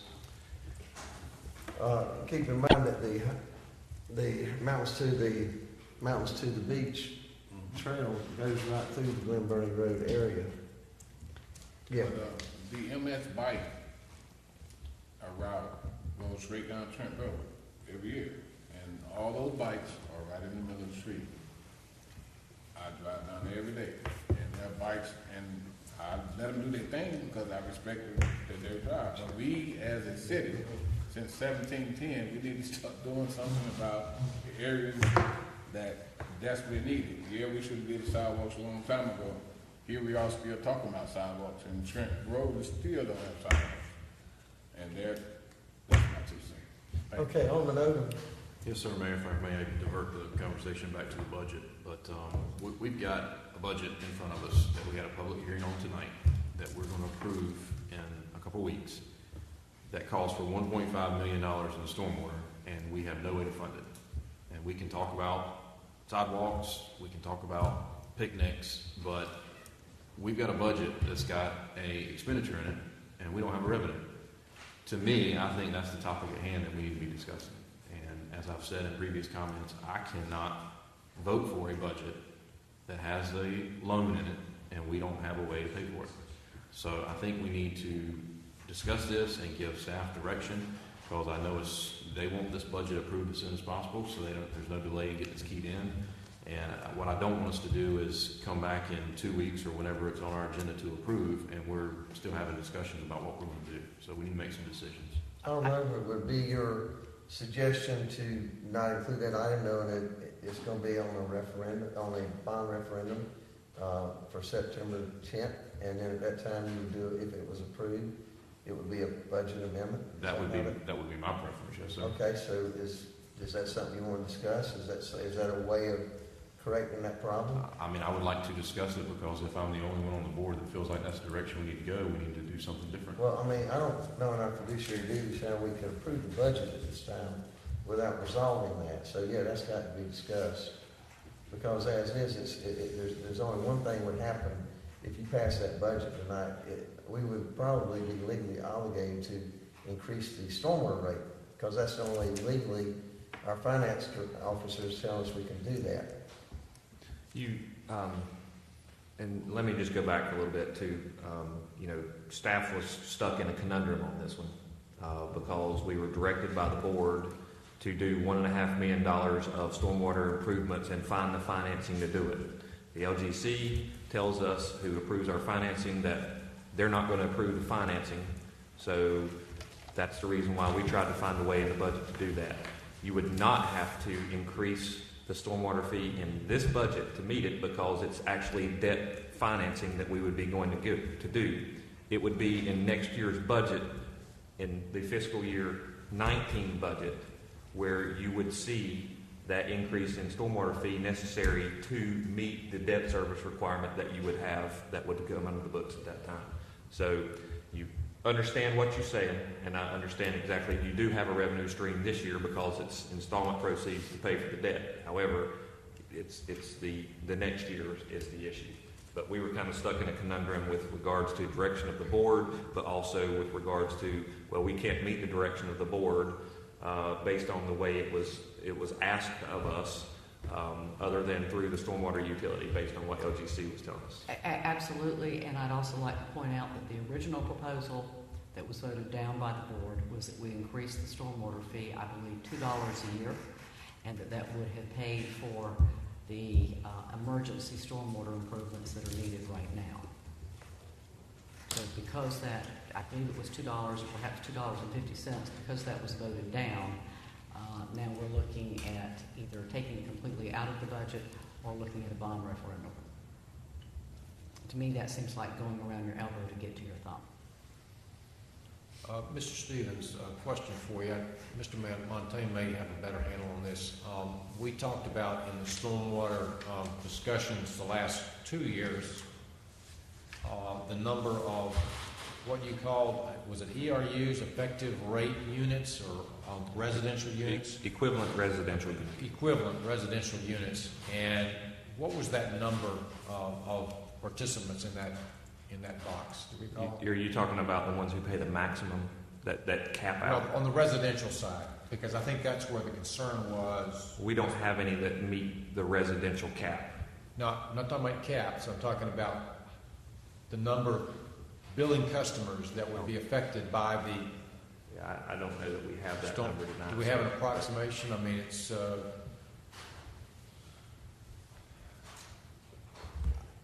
I don't have a good answer to that. I mean, we can certainly get that. How many? I can probably do how some. many? What's the revenue? How many solid waste customers do you have? Gentlemen, I 12. Mark, I have it. It's approximately 13,000 customers. Approximately 13,000 customers. That's residential. Residential units. only. Yeah.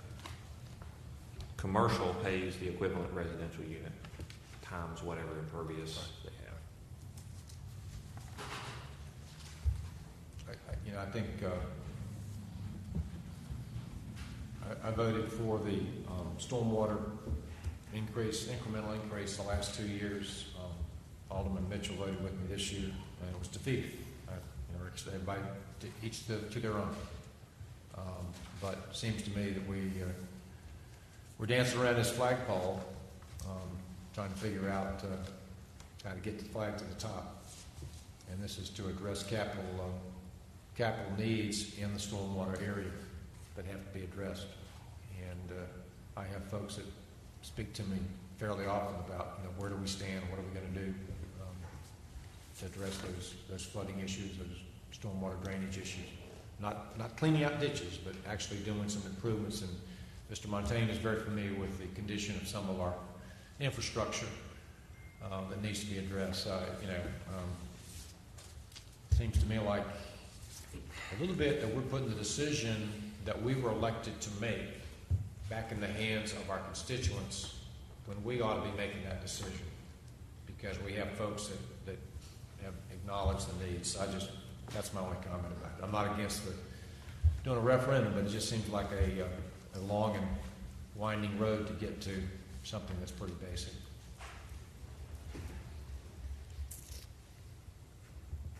I'm ready to go.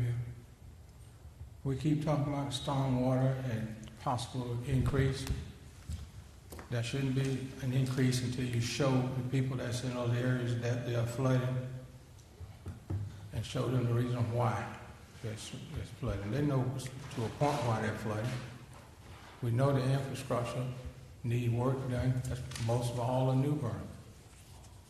But my thing was that y'all can get together and vote any kind of way you want to, and then when the money come in, the areas that's really broke down, it'll be another 50 years. They don't get anything. When I first came on this board, I said equal rights and justice. I don't see it. I still don't see it. I'll stand alone under all circumstances. It doesn't make any difference to me. But I'm going to tell the truth.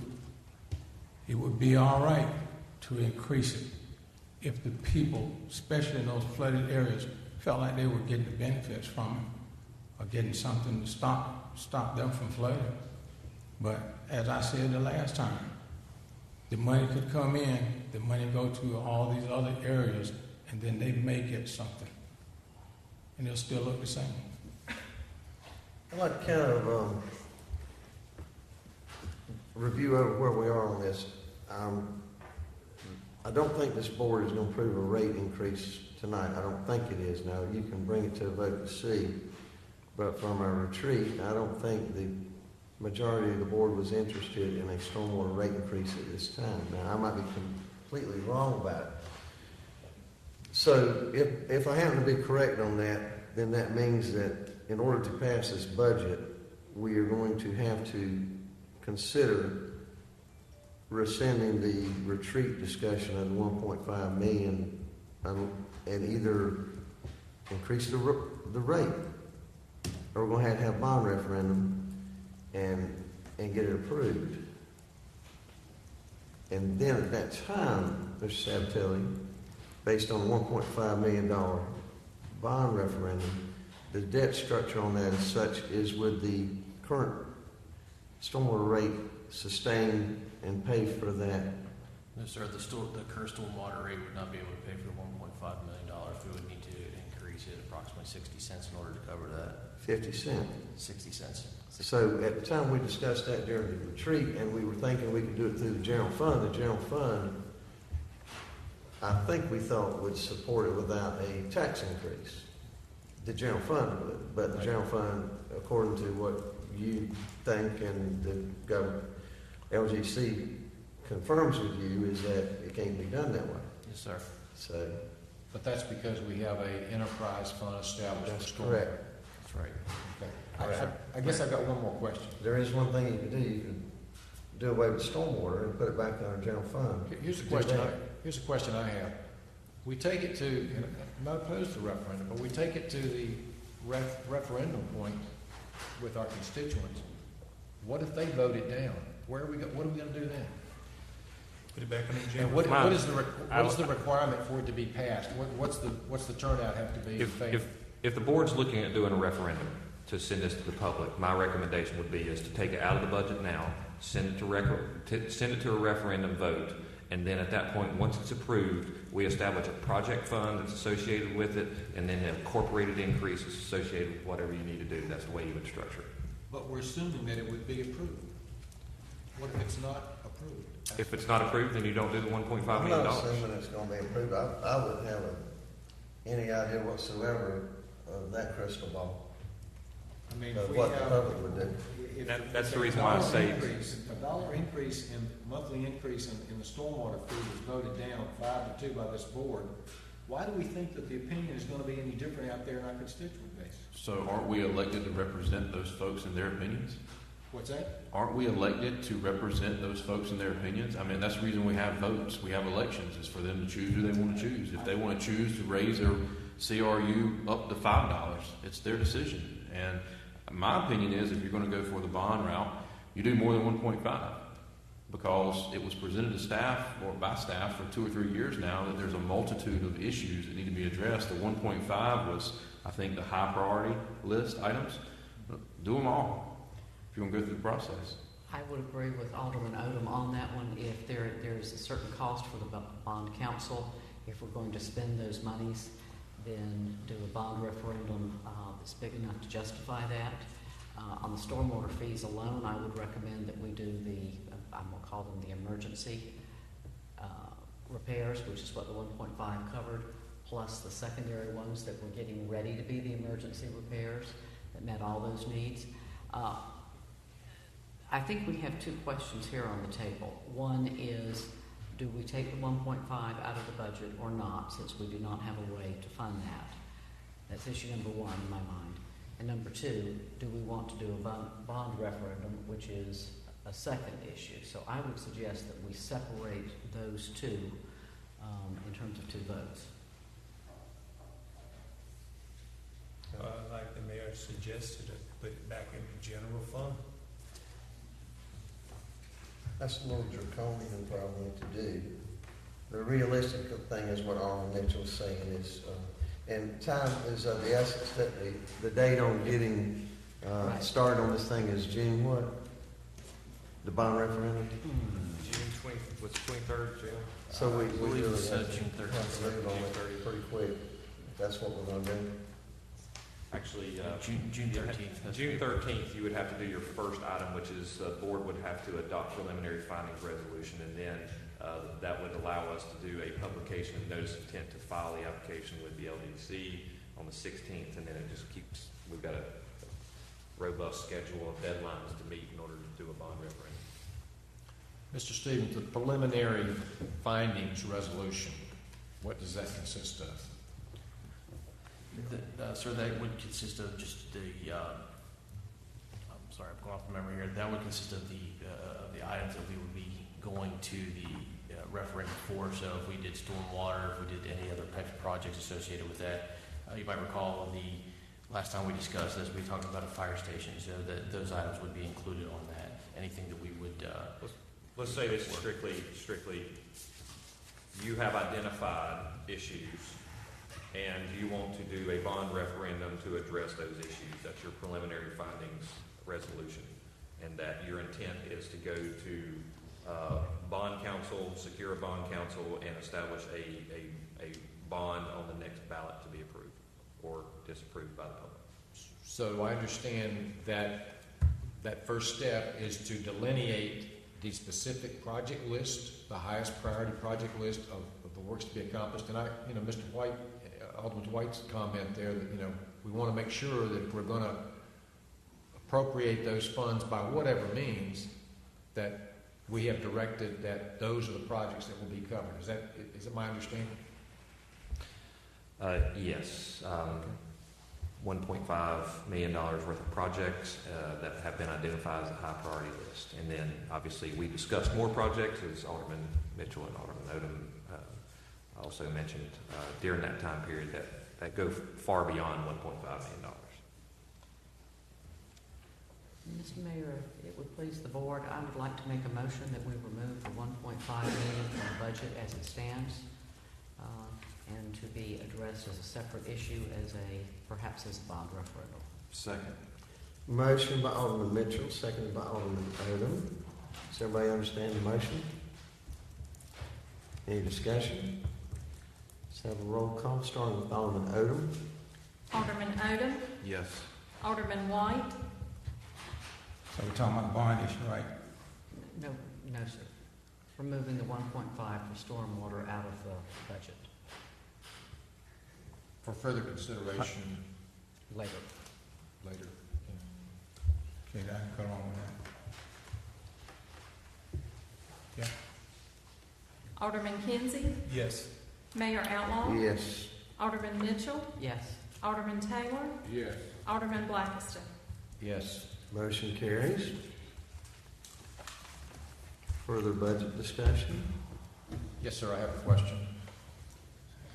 Mr. Sabatelli, can you kind of, in a generic sort of way, tell me if we spend all of our budget in past years, and are we working to that end in this year budget? I'm sorry, I don't understand. Do we spend what we budget for in our city budget? No, sir. Typically we spend around 97 to 98% of our budget, depending on the fiscal year. What happens to that remaining 2%? It depends. If revenues are meet or exceed, then that remaining 2% just gets rolled up into as part of fund balance. If it doesn't, then it covers the shortfall. Okay. If we have, let's say, particular departments that, what I'm trying to figure out here, is there some residual divvying up? Would there be moving forward, or if we have a budget amendment? Are we, in other words, are we fat or are we short in terms of our expenditures? So you're saying that we typically spend about 98% of what Yes, we budget sir. for? Yes, sir. Approximately 97, 98% of the budget is spent. Okay. Anything that gets that's remaining just rolls up into fund balance and just basically is unrestricted and would get reappropriated later on as part of how we ended up utilizing some of the fund balance for these other projects, debt service payments that we've done, that sort of thing. JR, do you know, I would think the stormwater fund might be a little higher than the general fund percentage. Yes, stormwater fund is going to be a little bit higher, but it also has a substantially smaller budget. Just looking at, we finished FY16 with 196 days cash on hand in that budget, so that would be approximately $280,000. Kind of projecting that we're going to be around $300,000 in days cash on hand. Excess cash on hand above or additional cash on hand for that stormwater fund. That for estimate for FY17.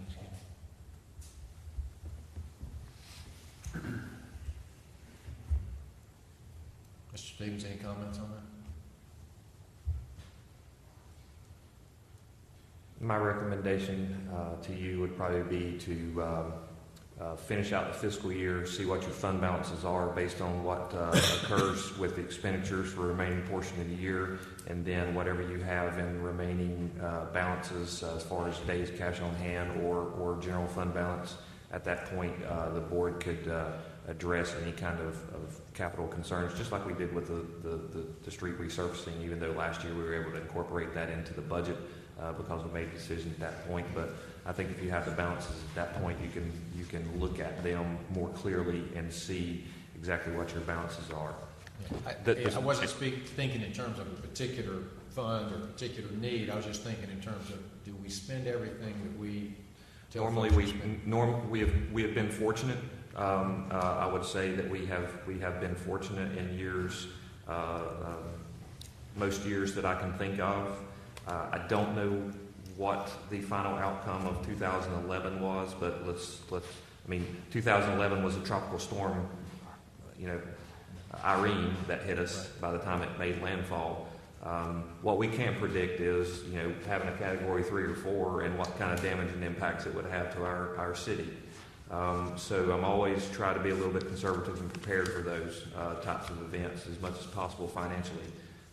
So what I would say is that most years we finish, as Mr. Sabatelli pointed out, in the 98% range. With that being said, we have let's say a general fund completion. 98% of $34 million budget means that we're maybe putting in $600,000 this year, roughly. If you want to just put it that perspective. So if that's how we end up, and that's normally how we end up, but you never know what's going to happen. Yeah, I wasn't trying to pick our pockets. First of all, I think that's a recognition of the hard work that you have put into this budget preparation, not just this year, but in past years since you've been in this position, and the work of staff, what they have done. The hard choices to be made. We have a lot of needs, we have critical resources and limited funds to work on it. So I just wondered how close we were coming in terms of as we move forward. Not looking to put that money someplace, but just having some idea of the big picture. So thank you. Part of this big picture, one thing I'd be glad to volunteer to do if two aldermen, myself and the manager and finance director want to ride up to Raleigh. I've never on a situation like this local government commission like them doing this over the phone. I mean, I'd like to go up to Raleigh and see if we can't resolve and work something out if two aldermen and the manager and finance director want to get us an appointment up there, because that's just the kind of thing I don't like doing over the telephone. I like doing it in person. If any of y'all are interested in that we might find out something up there we're not thinking of. Yes, sir. Mayor, I'd like to ask Mr. Sabatelli a very similar question what Alderman Blackston asked you, but on the other side of the equation, what's our revenues percentage on average to our budget? Revenue percentage is actually fairly close to that. It's it just fluctuates. It's been around like 98, 99%. So there's been times when it's gone over 100. I know for FY16, I believe we went over 100%. I think it was like 102, 103. I'm going from memory here, so please don't quote me on these percentages. But but for the current fiscal year, I'm expecting we will go over budget, and we will receive revenues in excess of the budgeted amounts. Any idea as far as projection on what that amount is now? I can give it to you in just a few moments if you like. So what I'm getting at is we're $600,000 to the good on our expenditures. What are we to our revenues? Well, I mean, if you're figuring a balanced budget and it's $34 million, then you're talking about, if it's 102%, then you're 600 to the good on that side. So, you could be a 1.2 when it's all said and done, and that's the reason why, the unpredictability that you don't see is, our sales tax revenue numbers, they lag about 2 or 3 months behind, so we don't see that. And we don't see the July and accrue the June sales tax until about August or September. So, and that's the reason why we typically have audits that occur in the fall so that we can see where we were and finished our fiscal year. But I know exactly what you mean. And just one last comment on this, because everybody else is probably ready to move on too. But since I've been on the board and stormwater issue has been discussed with me by constituents, it's been referred to as the rain tax or water tax or whatever you want to call it. And correct me if I'm wrong, but when the stormwater fund was established, there was no decrease in the tax rate on the general fund, correct? That's correct to my knowledge and recollection. So essentially it was a tax rate increase. It was just a matter of it went into an enterprise fund versus a general fund, and The feedback that I get from constituents is I'm paying more and I'm getting the same or less amount of service. And that's the rub whenever you talk about doing a project and increasing it. I don't doubt that these projects are needed, but it's difficult for me to stand in front of a constituent that says, they raise my taxes, fees, whatever you want to call it, and I'm getting the same or less service, and now you're telling me you want to raise it again to go do projects. And that's my final comment. I certainly understand what you're saying, but it's an unavoidable fact that certain areas of the city flood worse than others. And if you're living in an area that floods badly, you might be very much in favor of doing something about the stormwater pipes. And if you live in an area or you work in an area that doesn't flood, it's not going to concern you as much. Unfortunately, or fortunately, this is not a universal problem around the city. I have that percentage. We're looking at about 2.7%. That's of the revenue that we would generate. So that I've excluded the fund balance allocated or budgeted for the current fiscal year. So 2.7% of any revenues that we would take in. I think we can be here at 12 o'clock tonight on stormwater, and that's out of the picture at this point for the budget this year, along with the picnic. So what other items are there that we need to talk about that we can discuss the stormwater at a future date? And like I say, I'll be more than glad to go to Raleigh, and a couple of them will go, and let's see if we can figure something out with LGC on that. I'll go with you to Raleigh if you want to go there. Same here. If staff will arrange that, we'll go up there and see if we can't figure this out. Might be something that we haven't thought about. I certainly hope there is.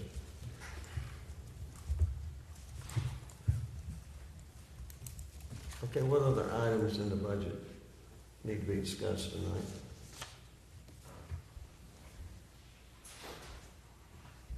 Mr. Odom, did you want to? I know where your comments were. Is that, or I'm gonna go where I think your comments are. Is that when stormwater was established, it took a load off of Public Works, which for the last 300 years had done stormwater. And so you would think that obviously the stormwater picked up and started doing more maintenance than had been being done.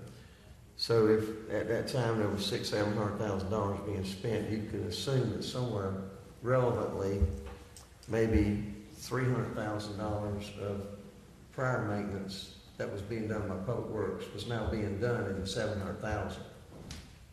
So that kind of technically, I think your question was maybe alluding to the fact that it lightened the expense load of the Public Works General Fund expense or their budget by an unknown amount, by a substantial unknown amount. So you would think that if the rate went up, and even though, let's say hypothetically it's $600,000-$700,000, that might have been a 2.5 cent rate increase if you wanted to do it by taxes, that you would think that commensurate with that if you applied that toward a rate and brought in $700,000 revenues, that you might have lightened the taxes or decided to do some other capital improvements with that $300,000 lightening of the expense load of that Public Works fund. Is that what you're saying? Sure, and Mayor, I don't think it's a one-to-one exchange, because with all the regulations and reporting that staff has to do with, Raleigh or federal or what have you, I know that there's an inordinate amount of paperwork that has to be done now that probably used to wasn't the case. But yes, the bottom line is I don't know what that number is, whether it's 500,000 or 400,000 or 300,000. I don't know. If it was $300,000, you would think that we would hire about 6 or 7 new employees to go around and focus on stormwater. And that's the feedback that I get is the citizens didn't see it, but they saw the charge. I thought it was $700,000. Well, roughly, is that $670,000 is the typical annual budget for stormwater. okay? Again, we can talk about stormwater all night, but let's get back to the budget and see if we can get where we need to go with it.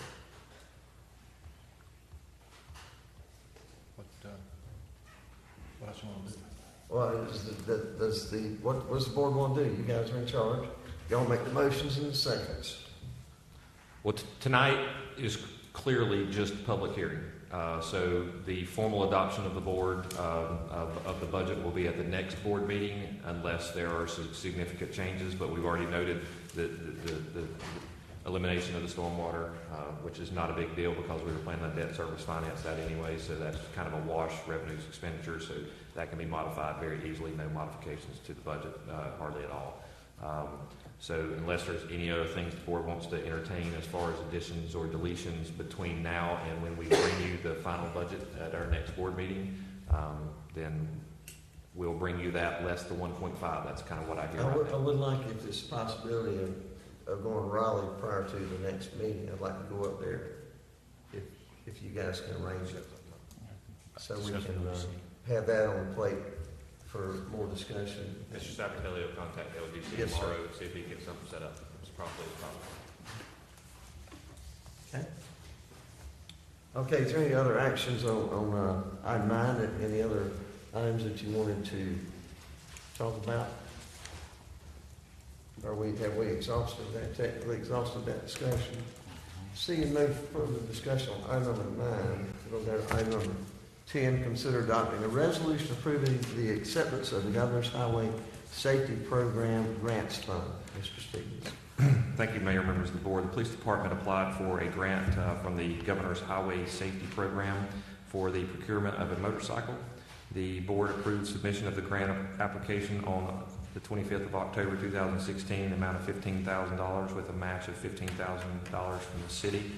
The actual grant was awarded, but it was in the amount of $17,500 with a matching contribution to the city. So we need to get this modified to approve the acceptance of this, and the matching funds are available in the PD's current budget, FY 16-17, to make up that $2,500 difference. So happy to answer any questions you may have.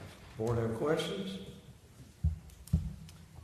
Mr. Mayor, I would like to make a motion that we accept the Governor's Highway Safety Program grant funds. Second. Motion by Alderman Mitchell, seconded by Alderman Kinsey. Is there further discussion? Seeing none, let's have a roll call, starting with Alderman Blackiston. Alderman Blackiston? Yes. Alderman Taylor? Yes. Alderman Mitchell? Yes. Mayor Outlaw? Yes. Alderman Kinsey? Yes. Alderman White? Yes. Alderman Odom? Yes. Motion carries. Item number 11, consider adopting a resolution approving a water and sewer use agreement for the city market development. Mr. Stevens. Thank you, Mayor, members of the board. NC New Bern LLC is proposing to develop a 4-lease commercial complex on Dr. Martin Luther King Boulevard. The proposed development, New Bern Marketplace, will have a calculated average daily water and sewer demand of 45,000 gallons per day. To facilitate the development, a private water and sewer system will be installed and connected to the city's existing infrastructure. Any development that is requesting more than 15,000 gallons per day is required pursuant to the city ordinance to enter into a written water and sewer use agreement to formally outline the roles and responsibilities of both parties. That is what is before you tonight and included in your packet. And myself and Mr. Hughes will be happy to answer questions you may have. Board have questions? Mayor, if there are none, I'd like to make a motion that we adopt a resolution approving a water sewer use agreement for the New Bern Marketplace. Second. Motion by Alderman Odom, seconded by Alderman Mitchell. Is there further discussion? Seeing none, let's have a roll call, starting with Alderman Odom. Alderman Odom? Yes. Alderman White? Yes. Alderman Kinsey? Yes. Mayor Outlaw? Yes. Alderman Mitchell? Yes. Alderman Taylor? Yes. Alderman Blackiston? Yes. Motion carries. Item number 12, consider. Mayor. Yes. Got a question. Yes. Can Look. we, Okay. can we go ahead and vote on the 12 and 13 together, and then 14, 15, and 16 together? You can do, technically you could do all of them, I think, all in one motion, but if you wanted to break them up into 12 and 13, since those are initiating an upset bid process, and then the other ones, which would be approving the sale, as long as it's unanimous, you can, yes, sir. So you're saying you can do 12 and 13 and then do 14 and 15 through 16, is that correct? If you wanted to do it that way, you could do 12 through 16 altogether, as long as it's unanimous. I mean, it's essentially, it would be like having it on the consent agenda. Well, I mean, some of them are sales and some of them are upset bids, so I That's don't know right. if you wanted to. If you wanted to separate them out, you can do that as well. I'd like to make a motion to adopt a resolution initiating upset bids for 1221 Cedar and also 1105 Elm Street. Second. Motion by Alderman Taylor, seconded by Alderman Blackiston. Is there further discussion? Seeing none, let's have a roll call, starting with Alderman Blackiston. Alderman Blackiston, Yes. Alderman Taylor, Yes. Alderman Mitchell, Yes. Mayor Outlaw, Yes.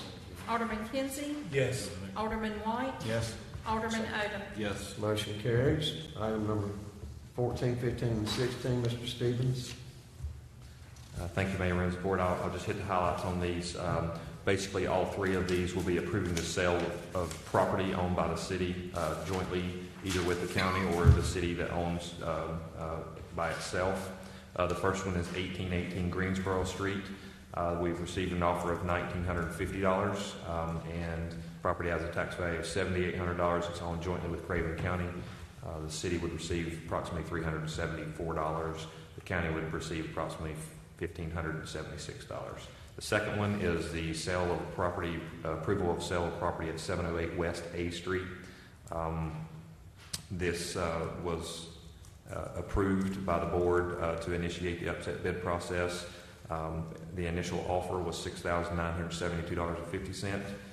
The final offer was received through updated bid process by Jesse Mars and Beatrice Mars in the amount of $7,925. It's a jointly owned property with Craven County, and if the property is sold based on the motion tonight, the city would receive $3,129 approximately, and Craven County $4,796 approximately.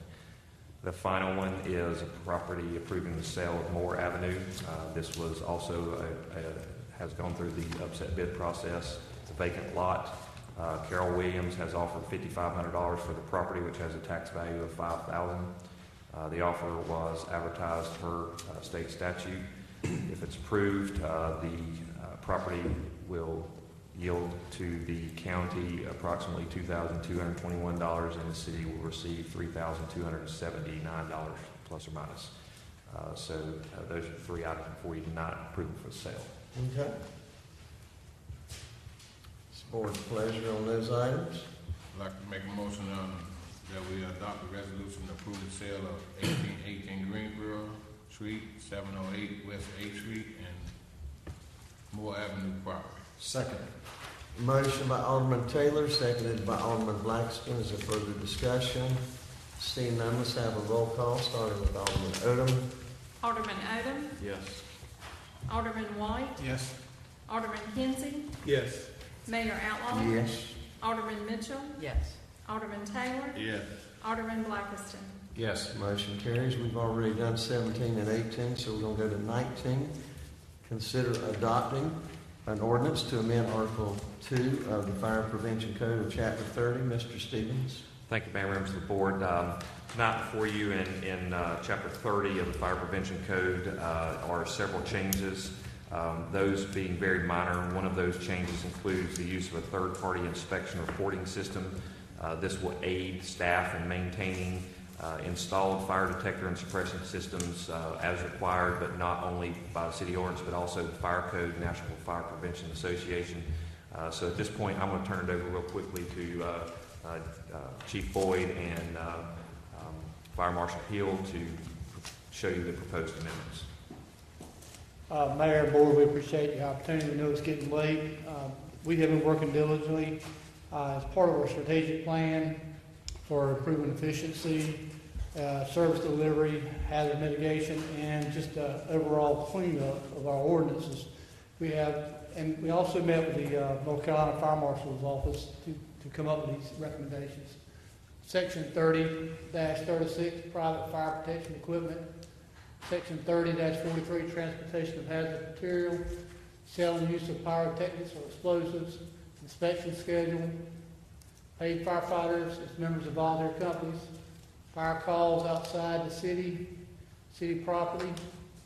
Emergency calls for cities and members of associations. Basically, in a nutshell, we've worked on trying to clean up our ordinances. Some of them have been out there since probably the 50s and are no more applicable. But being Fire Marshal Hill is a whole lot better at knowing the fire code down to the details, I'm going to let him explain the rest of the fires.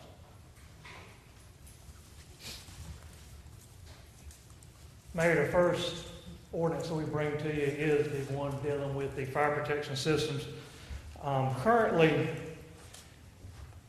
it's estimated that 60% of businesses do not receive the required inspections that their businesses are required on their fire protection systems. So this is your fire alarms, sprinklers, hood systems. And we don't have any way to effectively track when these systems are due, except for when we go out to do an inspection, which could be as much as 3 years apart from the inspections.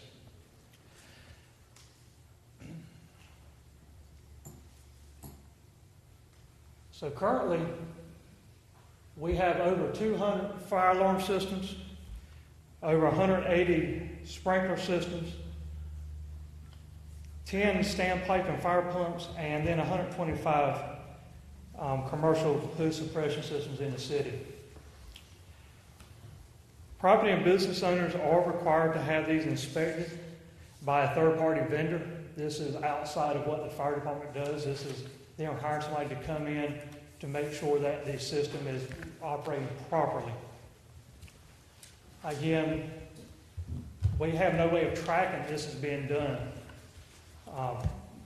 We have no way of tracking or notifying the business owner if there's a problem. So what happens if these systems aren't being inspected? Well, it risks lives. Lives are at danger. It creates false alarms. On average, 32% of false alarms are due to malfunctioning systems. This is based off of a study that NFPA put out in 2013. And across the country, it's costing $2.24 million. 2.24 million false alarms costing $1.12 billion annually. In 2016, the City of New Bern Fire Department responded to 413 false alarms, averaging or for an estimated cost of $150,000 to the citizens. So how do we fix this problem? Well, we've done some research. We checked several vendors out. We checked with other jurisdictions. And the solution that we came up with is a third-party vendor called the Compliance Engine. It's a web-based surface.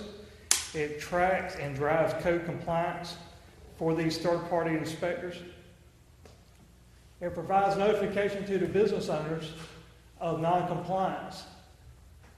That notice is produced on our letterhead, so it's coming from us as we go through and verify that it is a code violation, not just an third-party inspector saying that it's a violation that needs to be brought into compliance.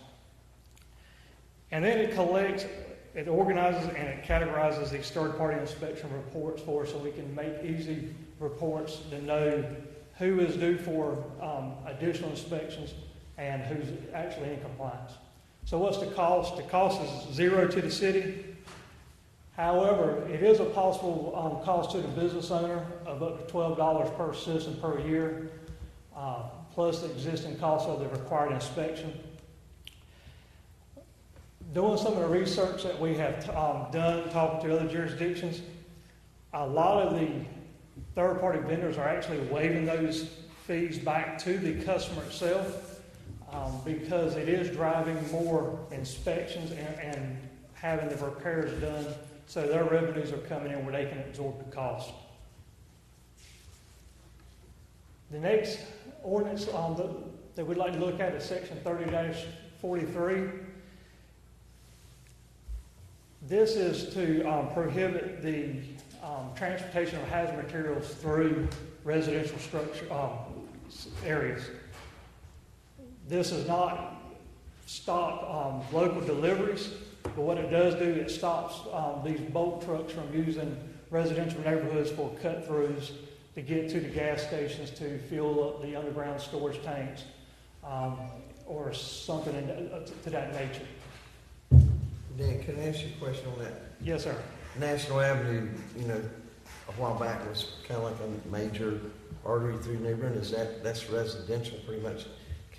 Does that preclude It does not transportation? preclude because there's no other way to get through there. What this does is it would keep somebody from cutting down Spencer Avenue to get over to Noose Boulevard to make a delivery to a gas station. So when there's other more suitable routes. Yeah, I mean, obviously, Ghent would be a residential street. Yeah. So is National Avenue a residential street, or? National Avenue, parts of it is zoned residential, but since there would be no other route through there, we would have to let them go through. Okay, so are you guys going to designate which streets are fall into this category? Yes, sir. Question. Yes, sir. I know what false alarm means, but what do false alarms mean to you all? I mean, you said something earlier about false alarm calls, and it's $150,000 to the taxpayers. Right. What do you all consider? Do you get out there and there's no fire? I mean, Correct. If we have a fire alarm activation of a building, City Hall here has a fire alarm system. If it goes off and we get dispatched and we arrive and there is no fire, that is a false alarm. okay. False alarms can be from either malicious, where somebody goes around and intentionally pulls a pull station. It could be due to a malfunction of the system itself. It could be through some type of process going on that unintentionally sets the system off, such as somebody burns food in a microwave or something like that, and the smoke detector picks it up and actually sounds the fire alarm. So it's not the residential's for it or the business for it. So it can't be charged to the business or the residential or I mean, I'm trying to figure out, you said the $150,000 that's charged to taxpayers. How? The $150,000 is the estimate of what it costs the fire department to respond to those 400 and whatever it was, 403 right calls, and that figure is based off of what the FEMA equipment rate is. So that's where we got those figures from, because that's what we used figures for other types of cost evaluation. So that's how we come up with that number of what it was costing.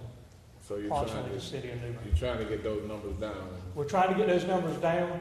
If we get those numbers down, the fire equipment is available for other types of alarms that are true emergencies. Yes, However, we do have to treat every fire alarm as a true emergency until we verify that it is a false alarm.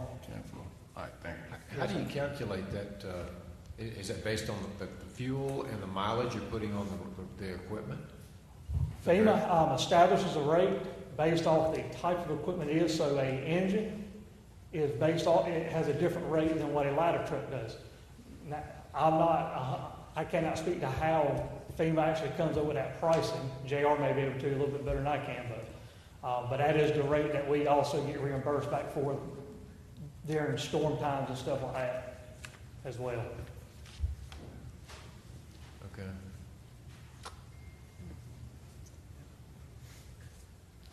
I think the point he's trying to make is, not to belittle, but if we can get these third parties going to make sure that these places are doing their inspections, and that will reduce, if you look at statistics, by 32% of our calls. There's still going to be the malicious pulling of the alarm. There's going to be the cooking incidents that really will in a fire. But if we can get these places inspected by these third-party vendors, because we're only going there every 3 years. Quick question. What's the cost of this third-party vendor inspection to the business? To the business owner, it's potential of $12 a year per system. However, again, all the research that we've done, talking to other cities and to some of the third-party vendors itself, a lot of times they are absorbing that cost because it is generating those repairs that are being needed to be made, which also generates revenue for the third-party inspectors. It's already repairs that they are having to make as well. Plus, if they get charged, even if they do get charged at $12, if it stops us from responding to a false alarm, after the second false alarm, we're charging them $150 every time we show up within a 30-day period. Okay, As a fine. Okay.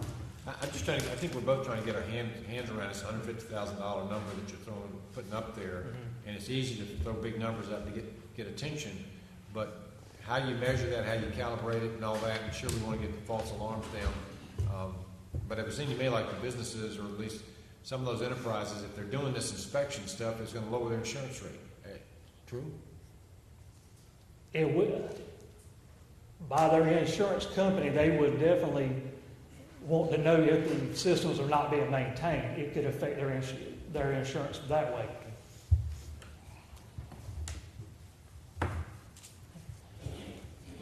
Section 30-47, the use of the sale and use of pyrotechnics. This is to establish a registry for those wishing to sell pyrotechnics currently. If you want to sell pyrotechnics that is legal to sell in the state of North Carolina, you can back up your truck to the curb as long as it doesn't violate any other city ordinance and start selling away. This right here, we're not trying to stop that. What we're trying to do is to know where those are being sold so we can ensure that what is being sold is legal in the state of North Carolina.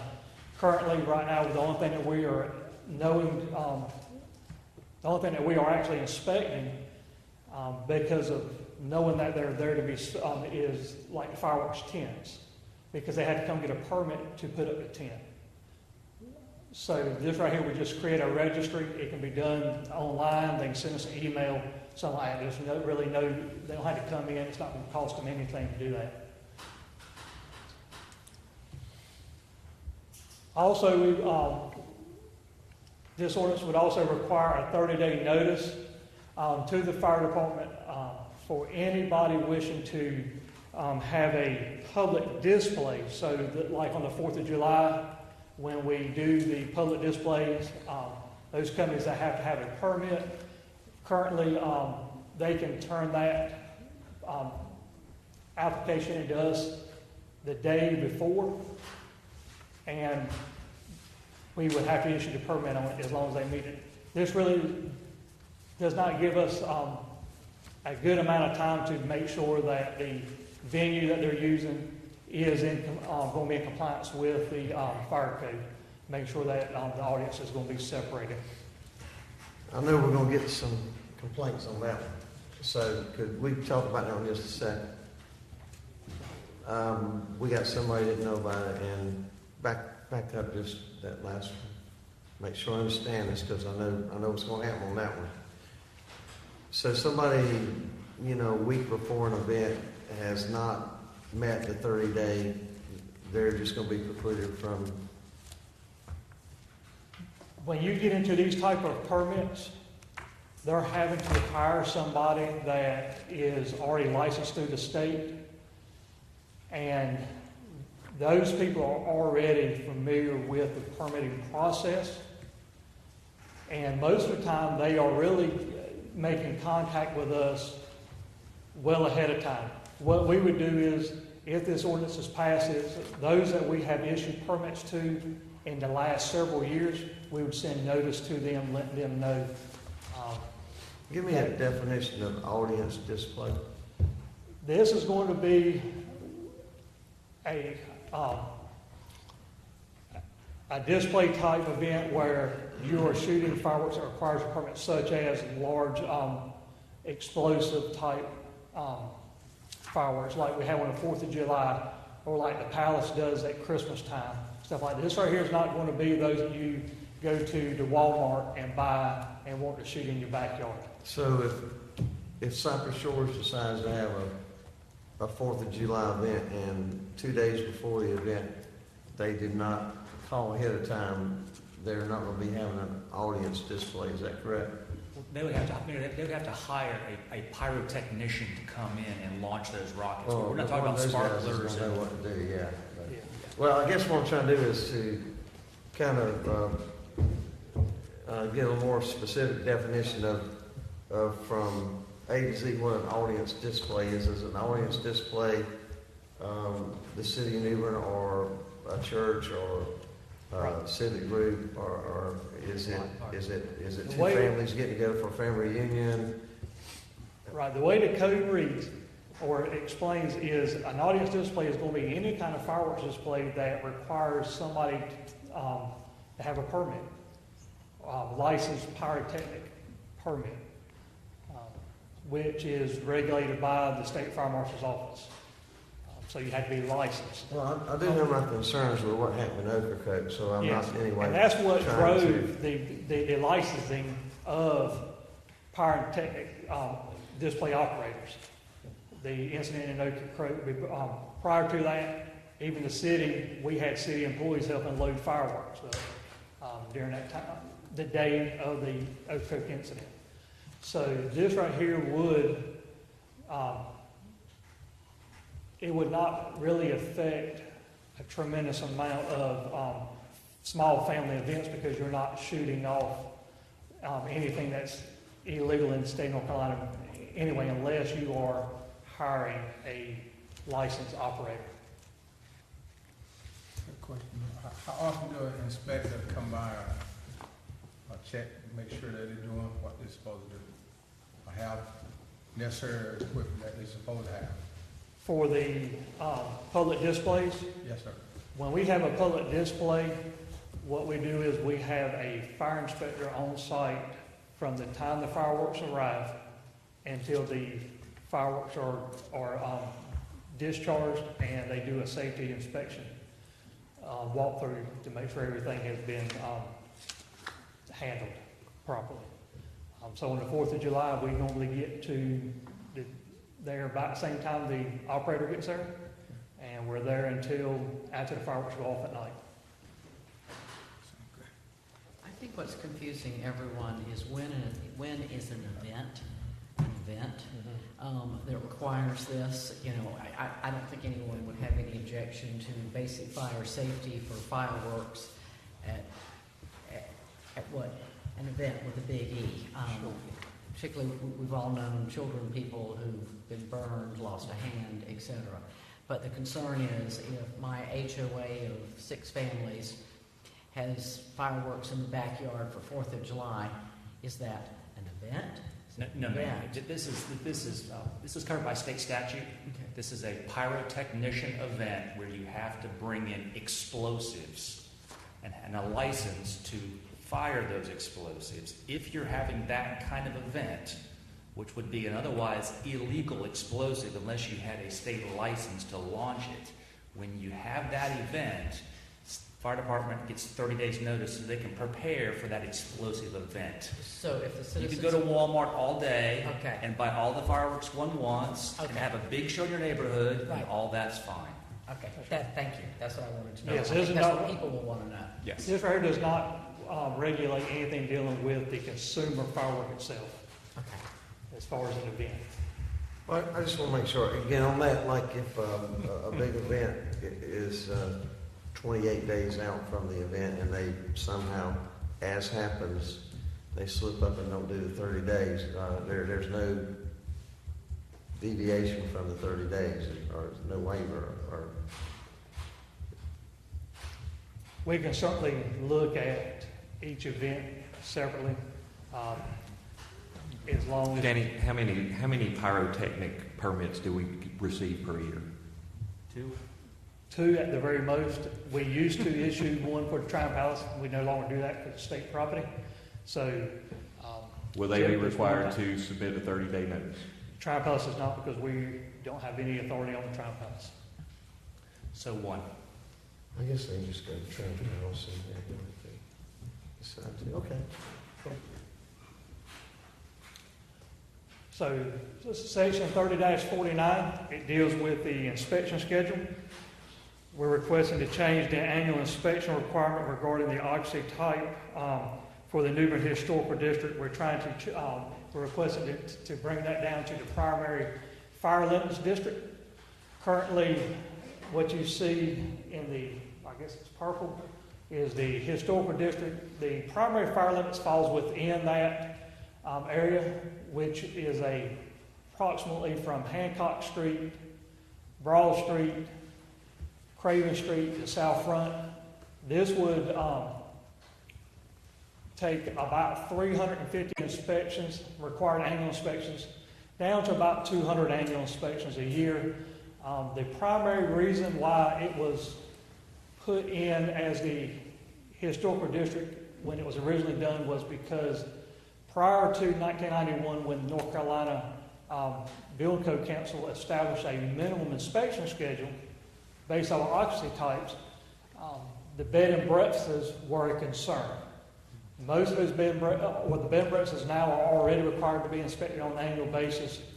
So now our primary concern would be the primary fire district, which would be where Middle Street, if you have a fire, it could be catastrophic, as history has showed us on several buildings down there in the past. So we would like to just bring that down to the primary fire limits district.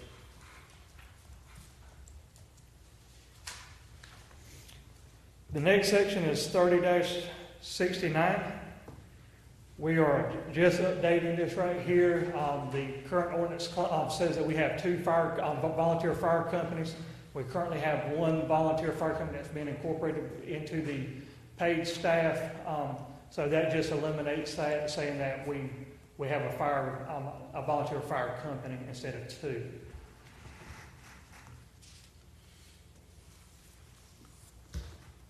Section 30-91.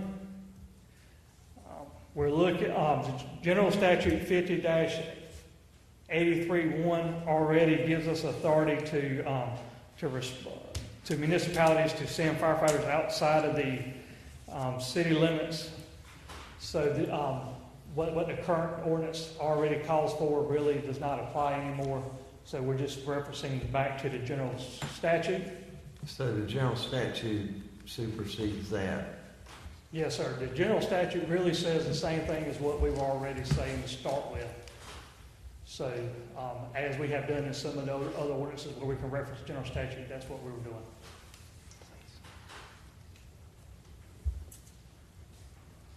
(30-92). Currently, the ordinance says that we would respond to any city buildings, government buildings, or churches outside the city limits. When this ordinance was put in place, the fire protection in the county was very minimal. The city actually had a truck sitting at the central fire station on Broad Street that was owned by the county, and the city fire department ran that truck across the county to assist putting out fires. Since then, the county has established fire districts and is well covered. So what we are proposing is upon notification that we would respond to city-owned property still. As we do, we provide or coverage already for electric department, water department, so that for emergencies that happen in trench rescues and confined space rescue, and we would continue that.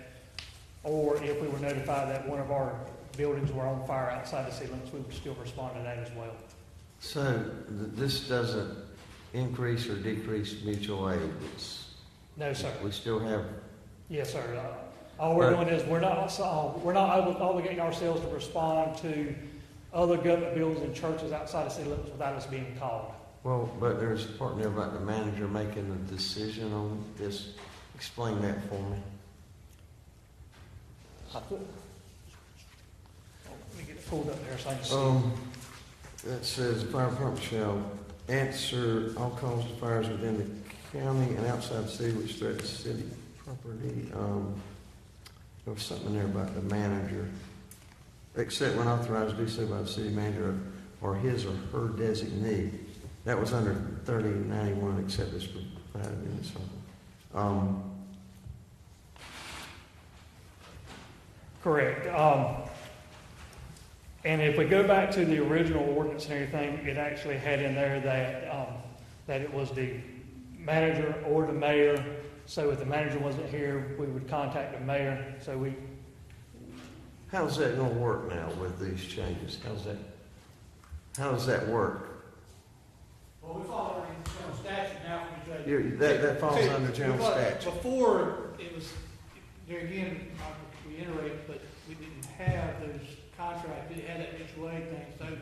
So basically, if a building was on fire over here, they would say, can Newbern come to this? We'd have to go through this chain of process. But now with the general statute, mutual aid, it's a given thing that we do. Okay. And there was contracts back then. There was even contracts way back when, that's being eliminated, where if I lived just outside the city limits, I could pay the city money to respond to my, but that's because there was no other departments out there to respond to it. So to get their insurance rate down, they would contract with the city to come and run to it. And we don't, it's not needed anymore. Okay, good. And then section 30-93, we're asking to delete that section out. It's already covered, as the chief mentioned, in the mutual aid agreements that we have.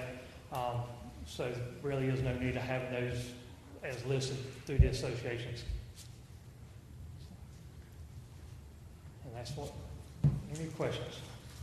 Well, under that general statute, if you, not around here, but maybe around here in the future, if you had one department, a volunteer that was maybe didn't have very good equipment or didn't have a lot of volunteers, and on the other side of that was a volunteer group that had really good equipment and a lot of volunteers, does that general statute make you do business with the closest one? Or I think I just want a little more understanding of how you're doing mutual aid. In other words, like, my understanding is those relationships with mutual aid do not affect ISO ratings. Even though we might contract with a volunteer group that is not very good rated or good equipment, but that does not affect your ISO. So how does that work? There's a difference between automatic aid and mutual aid. Right. Automatic aid, that's where you go out and contract, and it does affect your rating because, and that's why you got to be careful. But mutual aid is just an agreement. For example, the chiefs in Craven County right now, if you hear a call come in for Craven County, you'll see several departments rolling because they know manpower is an issue for them. So a lot of times you might see West Duverne, Township 7, this other departments all going to this one fire. And they may even turn around if they don't need them, but because of the mutual aid pack, we got everybody responds to it. So basically, ours is on an on-call thing. So if the chief gets on a fire and says, I don't have enough people, can you call Newbern? And then we'll send in apparatus. Alderman Ozer. Chief, back on section 3069, can you just clarify, I want to make sure that I'm clear on this, that this ordinance is saying that a paid firefighter can't double dip and be a volunteer for the city as well, but they can be outside the city? Yes, sir, that's exactly it. Fair Labor Standard Act will not allow my volunteers to come out of my paid department. But we promote them to become members of other fire departments because guess what? When they're on a 4-day break or they're off, I've got my guys coming to my fire with another department. So this is not really going to change anything with your current staff at all? It's not. No, the only thing that changed with that, there used to be two companies, the Atlantic and the Button, and they were merged into one, so we're just cleaning up the verbiage to match the same. All right, thank you. Okay, well, our board have questions? Mayor, if there's more questions, I'd like to make a motion to adopt an ordinance to amend Article 2 Fire Prevention Code of Chapter 30, Fire Prevention and Protection. Second. Motion by Alderman Odom, seconded by Alderman Mitchell. Is there further discussion? Seeing none, let's have a roll call starting with Alderman Blackston. Alderman Blackiston? Yes. Alderman Taylor? Yes. Alderman Mitchell? Yes. Mayor Outlaw? Yes. Alderman Kinsey? Yes. Alderman White? Yes. Alderman Odom? Yes. Motion carries. Item number 20, consider adopting an ordinance establishing a project fund for the relocation of water resources. Thank you, Mayor, members of the board. As you recall, George Hughes Acting Director of Public Utilities, came before you at our last meeting, April 25th, to look at the possible uses of the current water and sewer facility on News Boulevard should Water Resources relocate. Additionally, he also updated them on the move of the facility at the current water resources out to where our water plant's at for a new facility. At that time, the board gave us direction for staff to proceed with the construction of the new facilities for the water resources, and tonight before you is a proposed ordinance that will establish a project fund in the amount of $1,440,000 for the purpose of this construction. So we're happy to answer any questions you may have. Court, any questions? If there are no questions, Mr. Mayor, I'd like to make a motion that we adopt the amendment to the fiscal year 2016-17 operating budget to appropriate $1,440,000 from the water fund balance to inter-fund transfers and transfer to support the water resources relocation project fund. Second. Motion by Alderman Mitchell, seconded by Alderman Kinsey. Is there discussion? Let's have a roll call starting with Alderman Odom. Alderman Odom. Yes. Alderman White. Yes. Alderman Kinsey. Yes. Mayor Outlaw. Yes. Alderman Mitchell. Yes. Alderman Taylor. Yes. Alderman Blackiston. Yes. Motion carries. Item number 21, consider adopting a budget ordinance amendment for fiscal year 2016-17. Mr. Stevens.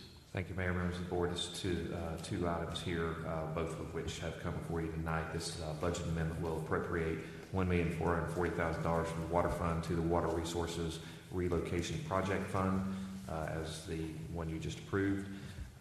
Also, it will also amend the grants fund by $35,000 to acknowledge $17,500 from the Governor's Highway Safety Program for the procurement of the motorcycle, which we approved earlier, along with the city's $17,500 match.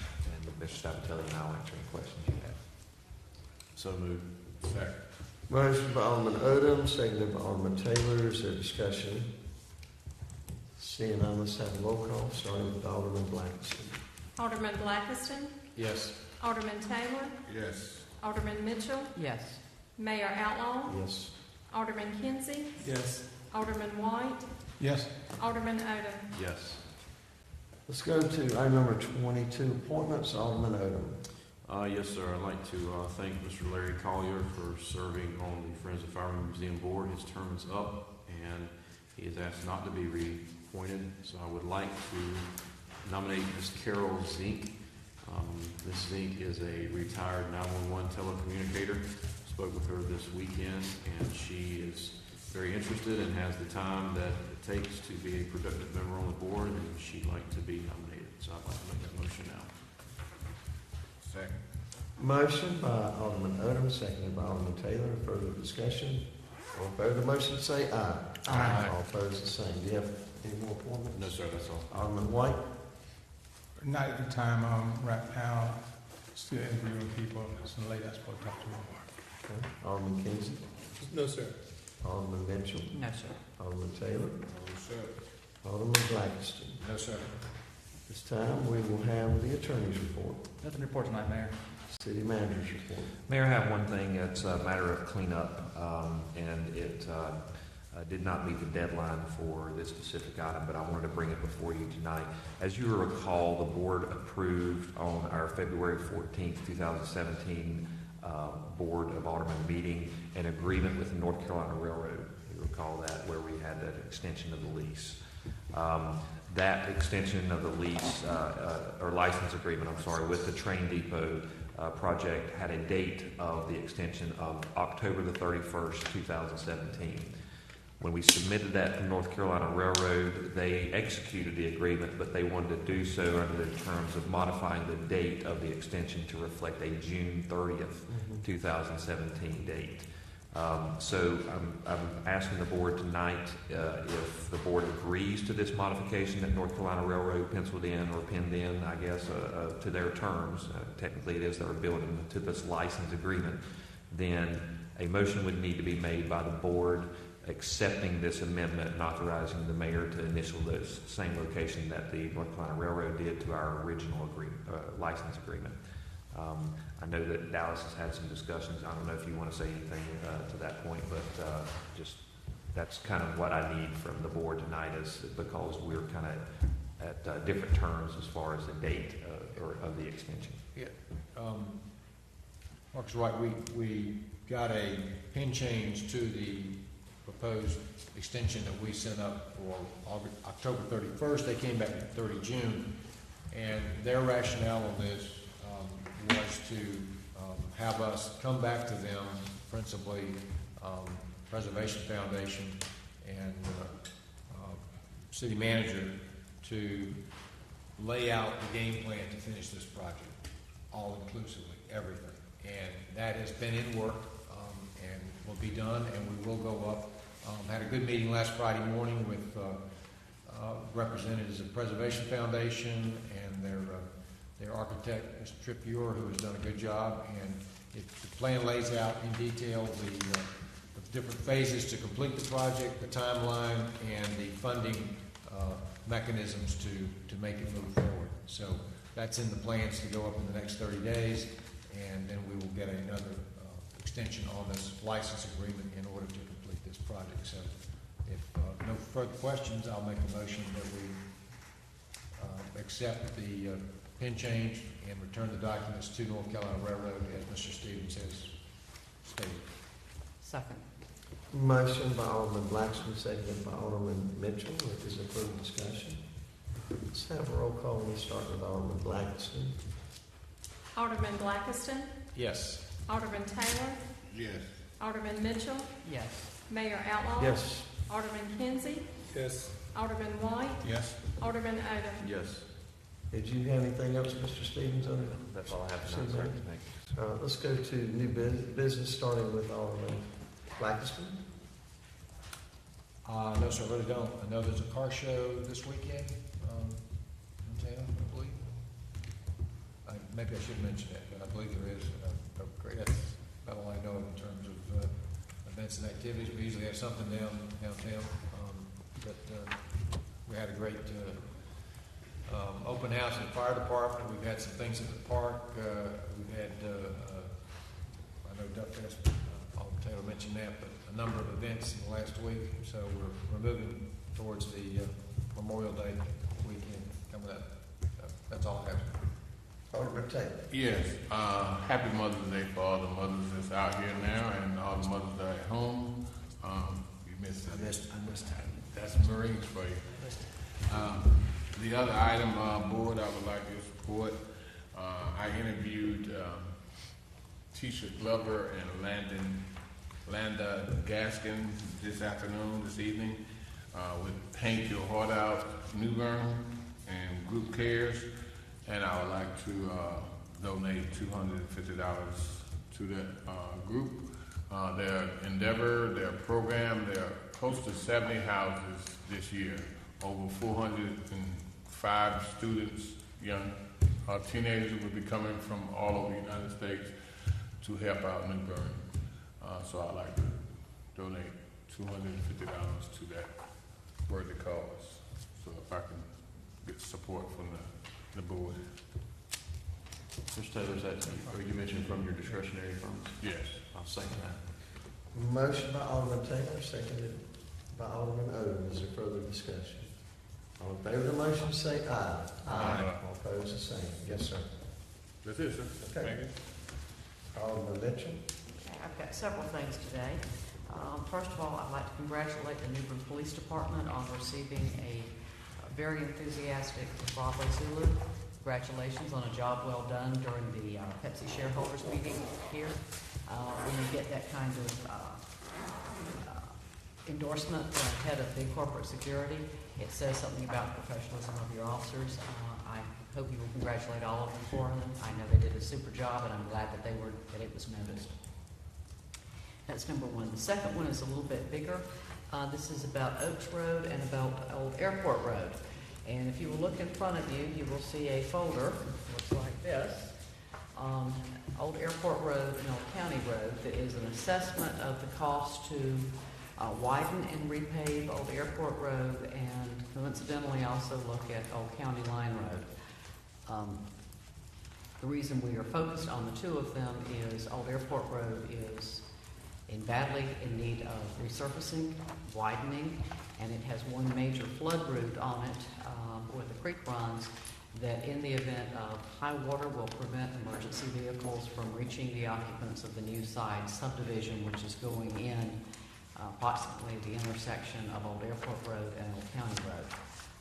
It also includes a assessment of the cost associated with paving Old County Line Road in itself. And the reason that is included in there is Old Airport Road floods, and we cannot get emergency vehicles to the side subdivision. There will be no way to get first responders to them without paving Old County Line Road, because if the creek goes down, I think the dirt road through the swamp is also likely to go down.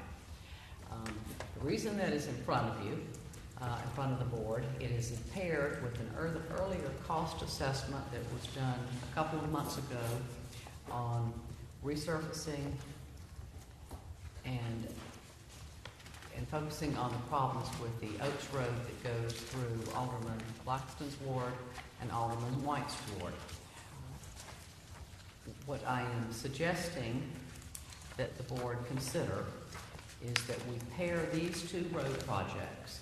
They need the same things, they have the same drainage issues, they have the same flooding issues and the same safety issues into one project that will meet some of the needs of citizens in 3 wards and direct the staff to look at ways that we could finance this size project and do them both together. There will be cost savings if we do both of them. We discovered that in the past. It may be possible that we will receive some help from DOT, at least on a portion of this, if it's big enough. So I'm not asking for a vote to approve it by any stretch of the imagination. I know that there will be much discussion on the board and perhaps with constituents. I am asking for a motion from the board to direct the staff to look at ways that we could finance a joint approach on these two road systems. Second. Okay, you've got a motion and second. Is there discussion and questions? Is there a timeline that we're looking at for staff to come back in 30 days, 60 days, and what's no more than 30 days. If we can do it at the next Alderman meeting, if that would not stress staff resources too much, that would be great. All in favor of the motion say aye. Aye. All opposed, the same. Motion carries. That's awesome. Okay. Alderman Kinsey. Nothing tonight, sir. Just like to say Happy Mother's Day to all the mothers and my mom. Alderman White. I did have a question. The question would have been to Mr. Hardison. The only question I got is dealing with Pleasant Hill. Everything seemed to be going smooth on the process of the work that they was trying to get done out there.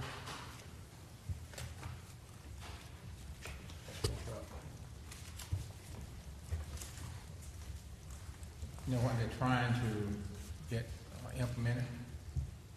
Are you referring to the community building? Yeah.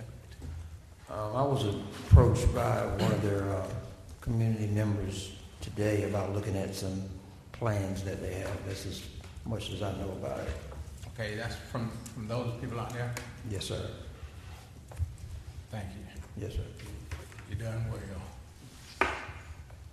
Anything else, Alderman White? No, I'm satisfied. Alderman Odom. Just 3 quick things, Mayor. First, would like to see if we could get a copy of an updated lease abstract for all of our city-owned property, where our leases are, which ones are expired, which ones are coming up. I know we've nailed some of them down lately, but there's a couple of them that's come into question. Second, just wanted to see if the board, I emailed each of you this afternoon the survey monkey link for the city manager survey. I was going to see if June the 13th, which is our regular scheduled meeting, first one in June at 5 p.m., if the board will be open to that. It seemed to be one of the first available regularly scheduled time slot that we had to And conduct. you want to do that at 5? Yes, sir. That should give us ample time to complete the evaluation and give a little bit of breather before we start our 7 o'clock meeting. Okay. How does the board feel about that? Works for me. We need a motion, Mr. Attorney, since this is a special meeting. So I'd like to make a motion that we hold a special meeting June 13th, 5 p.m. at City Hall. The purpose to conduct the city manager's annual performance evaluation, which would be a closed session. Second. Any further discussion? All in favor of the motion, say aye. Aye. All opposed? The motion carries. Last comment would be just thank you to the police department and all the staff, and also Public Works for the work that they did for the numerous events that we had today to honor the fallen officers. Great job by everyone. That's all. Okay. Alderman Mitchell. I was also going to congratulate the police department. It was a very moving ceremony to honor the fallen officers, but also peace officers within our community. And also, if you have not been out to Thalman Field, it's great. It is a really high-class job, and it's lovely. So thank you, Parks and Rec, for a superb addition to our recreation in our community. Any other new business tonight? Before we close, Mr. Stevens, with quite a bit of the work going on around the city, I think maybe it'd be good just to update the city again on, I know North Pasture Street, there's some activity over there, some of that roadway is the pavement's been taken up. And About North Craven? And of course We have and then Trent Road and anything else going on Sure. that we might want to update the public on. Mayor, we have various projects, water and sewer rehabilitation projects throughout town that I think Jordan kind of quickly briefed y'all on at our retreat that are associated with the resurfacing projects that the board approved. We have $2.7 million worth of resurfacing to do around the city. Some of those, before we go implement the resurfacing, we need to take care of the underground infrastructure first, because obviously, sometimes it's out of sight, out of mind, but it doesn't mean that it's not deteriorating. So in those particular instances on North Craven, that's one of the locations where we're doing some of those improvements. We have one of the larger ones that we have will be along Spencer Avenue. Just to kind of give people a heads up, we are going to be resurfacing pretty much the entire length, if not all. Is it the entire length of Spencer Road? Pretty sure it's the entire length of Spencer Road, but that will require us to do some significant infrastructure upgrades because of the age of that system. So various locations, we have a lot going on with water and sewer as far as those repairs, and we are ultimately trying to work with our contractor to follow behind those repairs as promptly as possible to get the asphalt back down. But if the public would just work with us a little bit and allow us to do that, I think the end result will be a nice smooth ride. I think if they can deal with the gravel for a little while, we'll get them a nice smooth road in the end. Secondly, I think you mentioned, Mayor, with regards to Trent Road, we've posted on our PEG channel and social media updates with regards to that work. I think Alderman Odom, you had mentioned in some of your comments as well that the underground pipe, stormwater pipe at the intersection of Red Robin Lane and Trent Road is currently being improved by DOT. They've closed that street. That's the work. That's the reason why it is closed on Trent, so that they can complete that work and finalize those stormwater repairs there because of a constriction point. Basically, it's like triple pipes that go underneath Trent Road. We've had some flooding issues. If you recall, Mayor, I think Hurricane Irene, we had a dumpster go downstream and actually stop up the pipes to some extent and cause some flooding there on Maggie Standy's property. DOT is performing some improvements to the stormwater infrastructure at that particular location, so that's the reason why the street's closed. And while they have a a large window, I guess you could call it, for the construction period. It's estimated that that construction period may not take nearly as long. They have to allow for those rain dates and things like that built into the contract that are typical. But the contractor, we've been notified by DOT that the contractor is very much aware of the importance of having Trent Road back open as promptly as possible. So I'm happy. If you've got any other specific locations, I'm happy to answer. Mr. Stevens, I know Mr. Montaigne was working on this. Do we have a timeline for repaving that section of North Craven,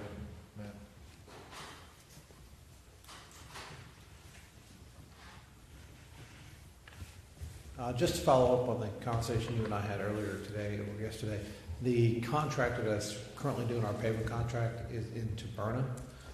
I met with staff today and instructed them that as soon as that contractor is back on this side of the river, we need to make that a priority to get that done just as quick as possible.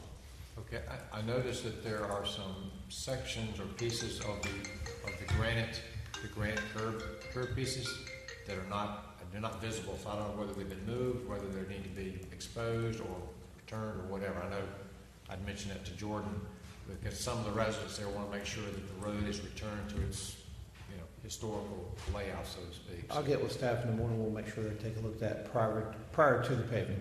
That's certainly. Thank you. Appreciate the work of it out there. By all concerned. Yes, sir. Any other business to come before the Newbern Board of Aldermen? Yes, Mayor, we have closed session to discuss two matters. First, pursuant to 143, 1311A3, discuss Zanke versus City of New Bern. That's to maintain our attorney-client privilege. Second, we need to discuss an economic development matter pursuant to 143, 1311A4. So moved. Second. Motion by Alderman Odom, seconded by Alderman Kinsey. All in favor of the motion, say aye. Aye. All opposed, the same.